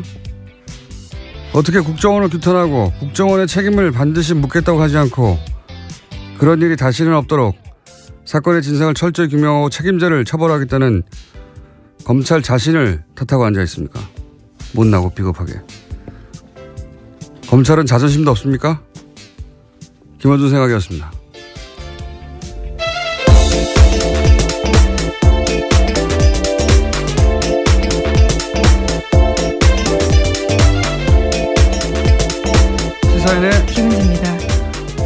요즘 그런 기사가 많이 나와요. 네, 그렇죠. 검찰 내부가 어떻다니 주로 보수 매체 중심으로. 근데 이제 화를 내야 되는데 상대가 무서운 상대면 대신 화를 쏟을 상대를 찾아요, 보통. 네. 저는 딱 이런 경우라고 보는데 국정원이 자기 친정인 검찰을 속이라고 파견 검사들 시킨 거 아닙니까? 검찰을 병신 만든 거예요, 이게. 네, 위법한 지시라면 따를 필요가 없습니다. 이문정 검사건에서도 충분히 나오는데요. 무죄 구형했다가 지금 모든 것들이 다 무죄가 됐거든요. 위법한 지시를 따를 필요 없습니다. 근데 그 개개인 검사들이 대통령이요. 무서워서 그랬다고 쳐요. 박근혜 정권 시절에 국정원에서 시키니까 개개인들은 그렇다고 쳐요. 하지만 이제 나중에 사정을 보니까 이제 이게 속이라고 한 것이고 진실이 드러났어요. 그러면 검찰이 화를 낼 대상은 박근혜 정권 그리고 그때 국정원을 향해 하는 건데 그리고 자존심은 국정원이 그런 일을 검찰에게 더군다나 그걸 파견 검사에게 시켰다. 이럴 때 구겨져야 되는 거죠. 자존심이라는 게. 예. 근데 국정원이 이제 굉장히 막강한 상대고 또 두렵고 그러니까 그냥 친정 식구들 뒤에서 욕하는 거 아니에요. 이게 자존심이 상하는 거지. 자기들끼리 검찰 순내고 욕하고 막 그런 검사들이야말로 제가 보기엔 국정원이 검찰을 무시해도 되는구나 하는 시그널을 주는 건 검사예요. 왜냐하면 국정원은 검찰 보고 이런 일을 시켰는데 나중에도 자기들끼리 욕해. 앞으로도 그래도 되겠네? 이런 신호를 주는 거죠. 예. 진짜 자존심 상황은 그런 거죠. 그래서 검사들 분위기가 심상치 않다. 그런 기사는 검사들을 2번 병신으로 만드는 겁니다, 이게. 그런 기사를 보는 우리 시민들은, 뭐야, 이 바보들은. 예. 자존심도 없이. 그렇게 생각하게 만드는 거예요. 예. 바보 같은 일이라고 봅니다, 저는 정말. 어디다가 화를 내고 그래요? 자기들이 당해놓고, 자기들끼리 욕하고. 바보. 첫 뉴스는 뭡니까? 네, 도널드 트럼프 미국 대통령이 어제 방한 일정 마치고 중국으로 떠났습니다. 그러면서 어제 국회에서 연설을 했는데요. 주로 북한 인권 문제를 거론하면서 북한 체제를 비판했습니다. 32분 연설 중에서 24분을 여기다가 썼는데 중국과 러시아의 대북 압박 동참도 촉구했습니다. 하지만 당초 예상됐던 한미 자유 FTA 개정 필요성 등 통상 관련된 압박성 발언은 거의 나오지 않았습니다. 이건 사전에 맞춘 걸로 보여요. 그러니까 북한에 대해서 이제 뭔가 강한 군사적인 발언을 할까 봐, 예. 우리로서는 계속 걱정을 했지 않습니까? 근데 이제 오기 전까지 굉장히 강하게 트위터에다가 메시지를 예. 썼기 때문에요. 걱정할 수밖에 없는 상황이었습니다. 우리 외교 라인에서 결사적으로 그걸 막고 싶었을 거고 미국 쪽에서는 어쨌든 한반도 긴장의 현장에 가는 건데 몇 개월 동안 발언했던 그 현장에 가는 건데 뭔가 반드시 또 발언하긴 해야 되고 그래서 그걸 이제 인권으로 포커스를 맞추자고 조율을 한 게 아닌가. 예. 저는 이거는 우리 외교 라인을 칭찬해야 한다고 봅니다. 인권을 자기가 뭐 그렇게 관심 있다고 20몇 분 동안 북한 인권에 대해서 발언했겠어요. 예. 뭔가 이제 강한 발언을 하긴 해야 되는데 그게 군사적인 것은 안 된다. 우리 쪽에서 막았고 뭐 하긴 해야 되는 거 아니냐 그랬더니 이제 인권적으로 간 게 아닌가 싶어요. 영문 연설문 읽어봤어요? 아니요. 한국말이 있는데 왜 굳이. 아니 근데 어감이 다르니까. 네. 네. 대통령 연설 정도 되면은 문장이나 뭐 이런 메시지나 수준도 상당히 높고 뭐 네. 명문도 나오기도 하는데 트럼프 연설문 좀 유치합니다. 내용도 그렇고 예를 들은 것도 수준이 낮아요. 예를 들면 뭐 한국 건축 기술 뭐 네, 그렇죠. 우러나면서 63 빌딩. 우리가 미국 가서 엠파이어 스테이트 빌딩을 보라. 미국의 발전상 막 건축의 위대함 이런 거 그 미국 의회에서 연설했다고 해봐요. 그럼 하지도 않겠지만 예, 아주 많은데 그런 거 하고 무관하게 이제 트럼프는 이번에 한국인들에게 점수를 좀 따고 왔다고 봅니다. 저는 예. 아베를 무시했던 행동과는 다르게 최순실 씨에게 건너갔을 가능성도 주목하고 있는데요. 관련된 보도를 어제 JTBC가 했습니다. 최순실 씨가 지난해 독일 도피 직전에 머물렀던 서울 강남의 아파트 전세금도 모두 현금으로 냈다라고 하는데요. 1억 5천만 원 보증금에 월세 750만 원이었습니다. 그런데 이때도요 현금 다발을 냈는데 당시에 최순실 씨 계좌에서 돈이 빠져나간 흔적은 없다라고 합니다. 뭐 그 돈 일부가 최순실 씨에게 갔거나 혹은 그 돈의 관리 자체를 최순실 씨가 했거나 하는 추정이야 뭐 대한민국에 사는 사람들은 다 하는 거 아닙니까? 네, 다 하는데 그중에서 이제 이게 그거겠죠. 9월 달 2억을 갑자기 가져오라고 한 정황이 네, 2배로 늘렸었습니다. 네, 대체 그때. 뭐냐. 아마 이런 아파트 전세금을 갑자기 내고 가려고 하는 근데 이제 이 거래를 드러나지 않게 하려고 현금으로 한 게 아닐까 이런 추정을 하게 되는 정황인 거죠. 예. 본인은 뭐 부인할 테니까 이걸 어떻게 입증할지는 뭐 검찰의 몫입니다만 예. 그런 정황이 하나 나왔다. 네, 그렇습니다. 그런 정도 뉴스입니다. 예. 자, 지금 5분이 남았네요. 한 2개. 네. 2개 정도 할 수 있을 것 같습니다. 2개 혹은 3개. 다음 뉴스는 뭡니까? 네, 박근혜 정부 국가정보원에서 46일간 단식한 세월호 유가족 김용호 씨의 동향을 수집하고 또 어버이연합의 세월호 규탄 집회를 했다라는 사실이 공식적으로 밝혀졌습니다. 어제 국정원 적폐청산 TF가 밝힌 내용인데요. 국정원의 세월호 여론조작 및 사찰 의혹 조사를 심사한 결과를 발표했습니다. 이건 뭐 계속 나왔던 뉴스인데 다시 한번 확인되는 거죠. 예. 아주 공식적으로 이제 인정이 된 건데요. 네. 국정원 스스로 그것을 밝힌 겁니다.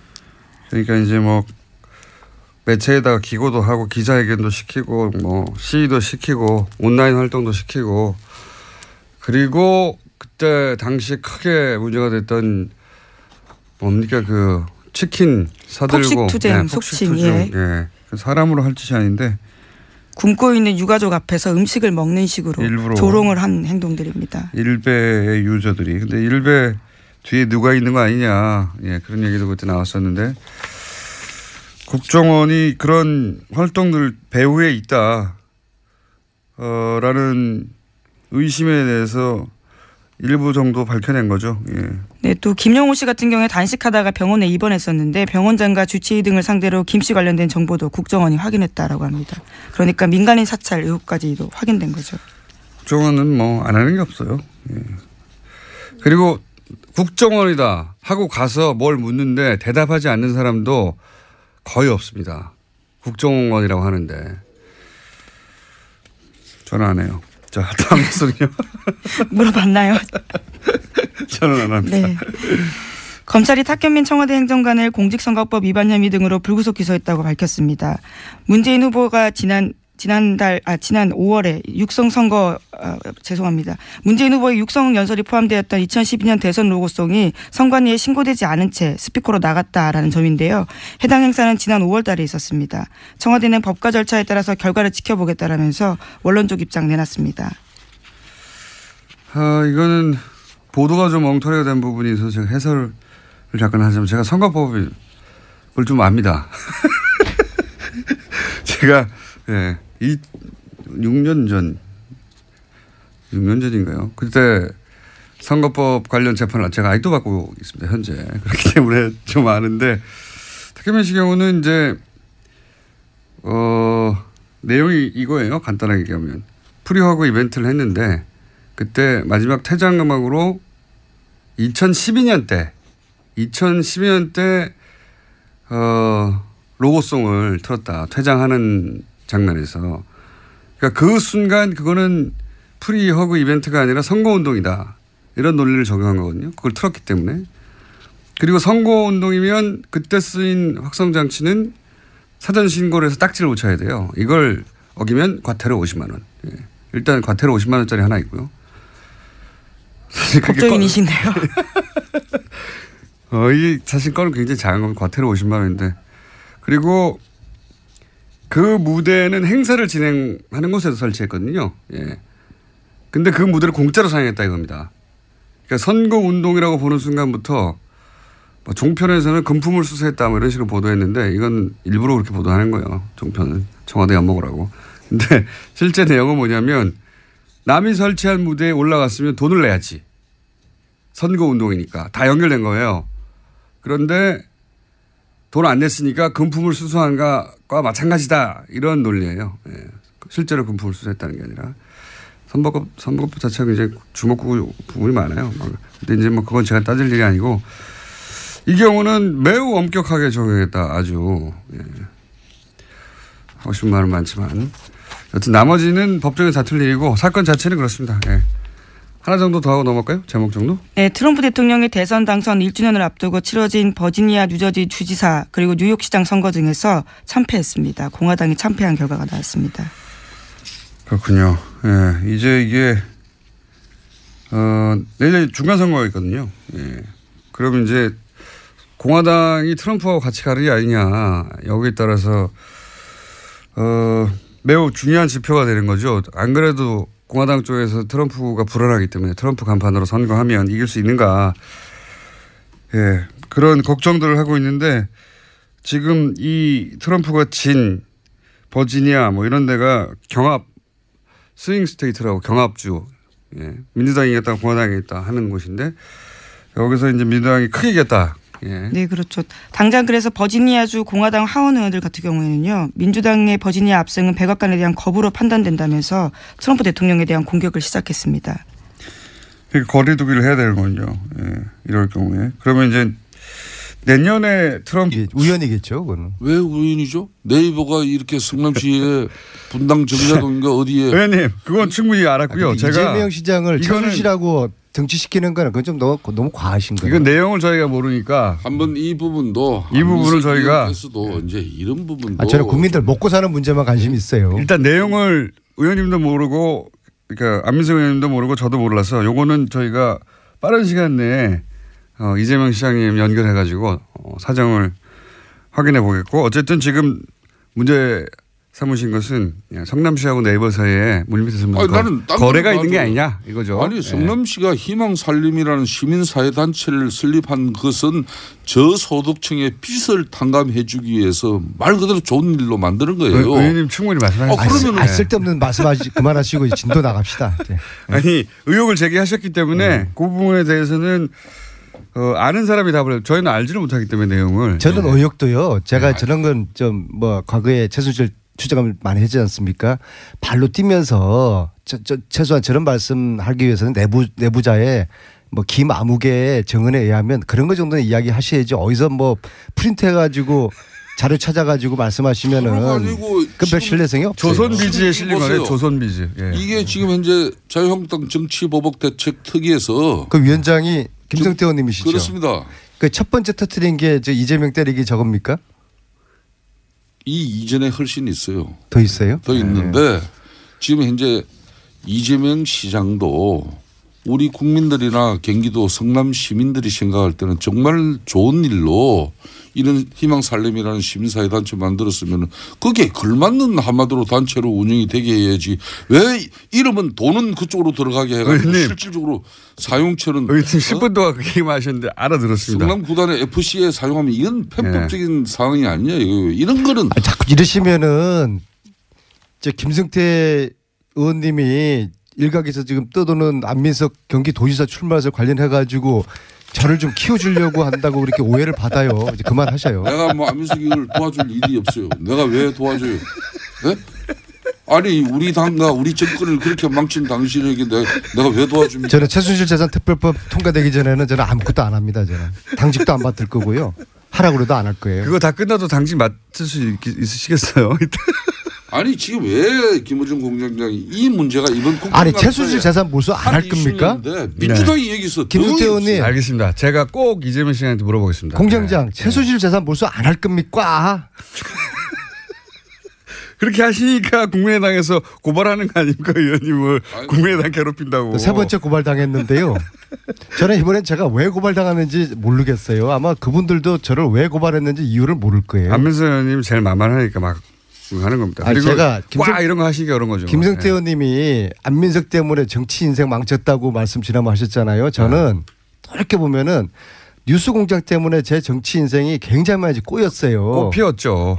고발도 많이 당하고 이번에 국민당이 고발한 이유는 전 제가 볼 때는 안철수의 복수라고 봅니다. 본인은 적폐청산은 정치 보복이라고 말씀하셨지만은 안민석에 대한 복수를 좀 중단하면 왜 좋겠어요. 의원님한테 복수를 합니까? 이것도 뉴스공장 때문에 그런 거 아니에요. 박근혜 같은 혼밥 쪽일 수 있는 그런 의심을 제가 그런 말을 한 게 아니고 했더니 의원님이 그런 말을 하신 거 아닙니까? 그래서 국민당이 난리가 난 거 아닙니까? 그래서 그거 화날 수 있죠. 당연히. 뉴스공장은 이런 겁니다.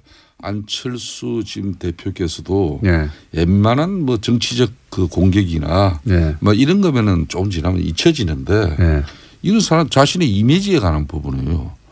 안철수 그러면 혼밥하는 사람으로 알고 있고, 예?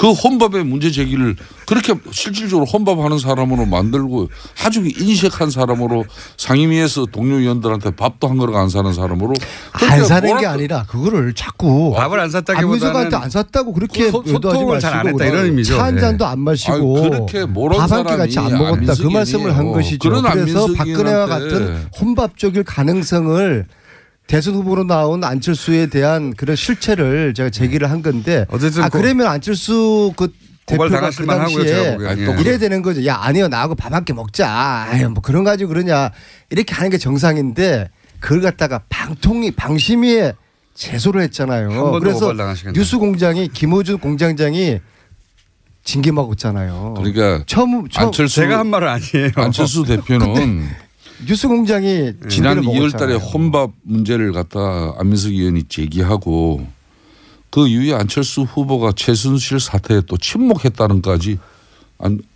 그것도 이제 고발당했죠. 고소당해서 했어요. 그게 예. 이제 응? 그건 무혐의 나오지 않았어요. 무혐의 나왔잖아요. 예. 수원지검의 그러니까 판결문이 뭐냐면은 예. 안민석 의원의 주장은 아주 객관적이고 과학적인 데이터 분석에 의해 가지고 과학적이란 말까지는 안 했죠. 과학적이라는 게 있습니다. 있어요 진짜로. 사이언티픽. 그래서 그게 아니, 이제 안철수 대표한테는 속기록을 검색해보고 한 말이다 이런 말이죠. 예. 그러니까 지금 안민석 화가 난 거예요. 그래서 안철수 저한테 의원은 화는 날만 하죠. 예. 무차별 정치 복수를 지금 하는 겁니다. 그러니까 안철수 의원이 지금 어떤 힘들어 죽겠어요. 상황이면요. 그 당시에 혼밥 뭐 그런 문제를 가지고 이렇게 살짝 던져놓은 돌 하나가 결과적으로 국민의당의 대선 플랜을 꼬이게 만드는 그런 파장을 일으켰어요. 그랬습니까? 결과는 또 지금 당내 분란에 항상 이게 소재로 또 등장합니다. 그러니까 어찌 보면은 더 큰 파장을 만드는 게 옛날 얘기 아닌가. 그만하시고 이제 최순실도 그렇고 김관진 남재준 안철수도 그렇고 내가 이 말씀합니다. 내가 누누이 말하지 않습니까? 안민석 의원 말에 휘둘리면은 정치 인생이 꼬이고 안민석 의원한테 놀아나면 패가 망친다. 저는 이제 국민 초병으로서 편한 얘기 좀 하세요, 국민 두 분 여러분 다. 이렇습니다라고 말씀하시는 거고요. 김관진 이번에도 공장 요 이야기 왜 내가 고발당한지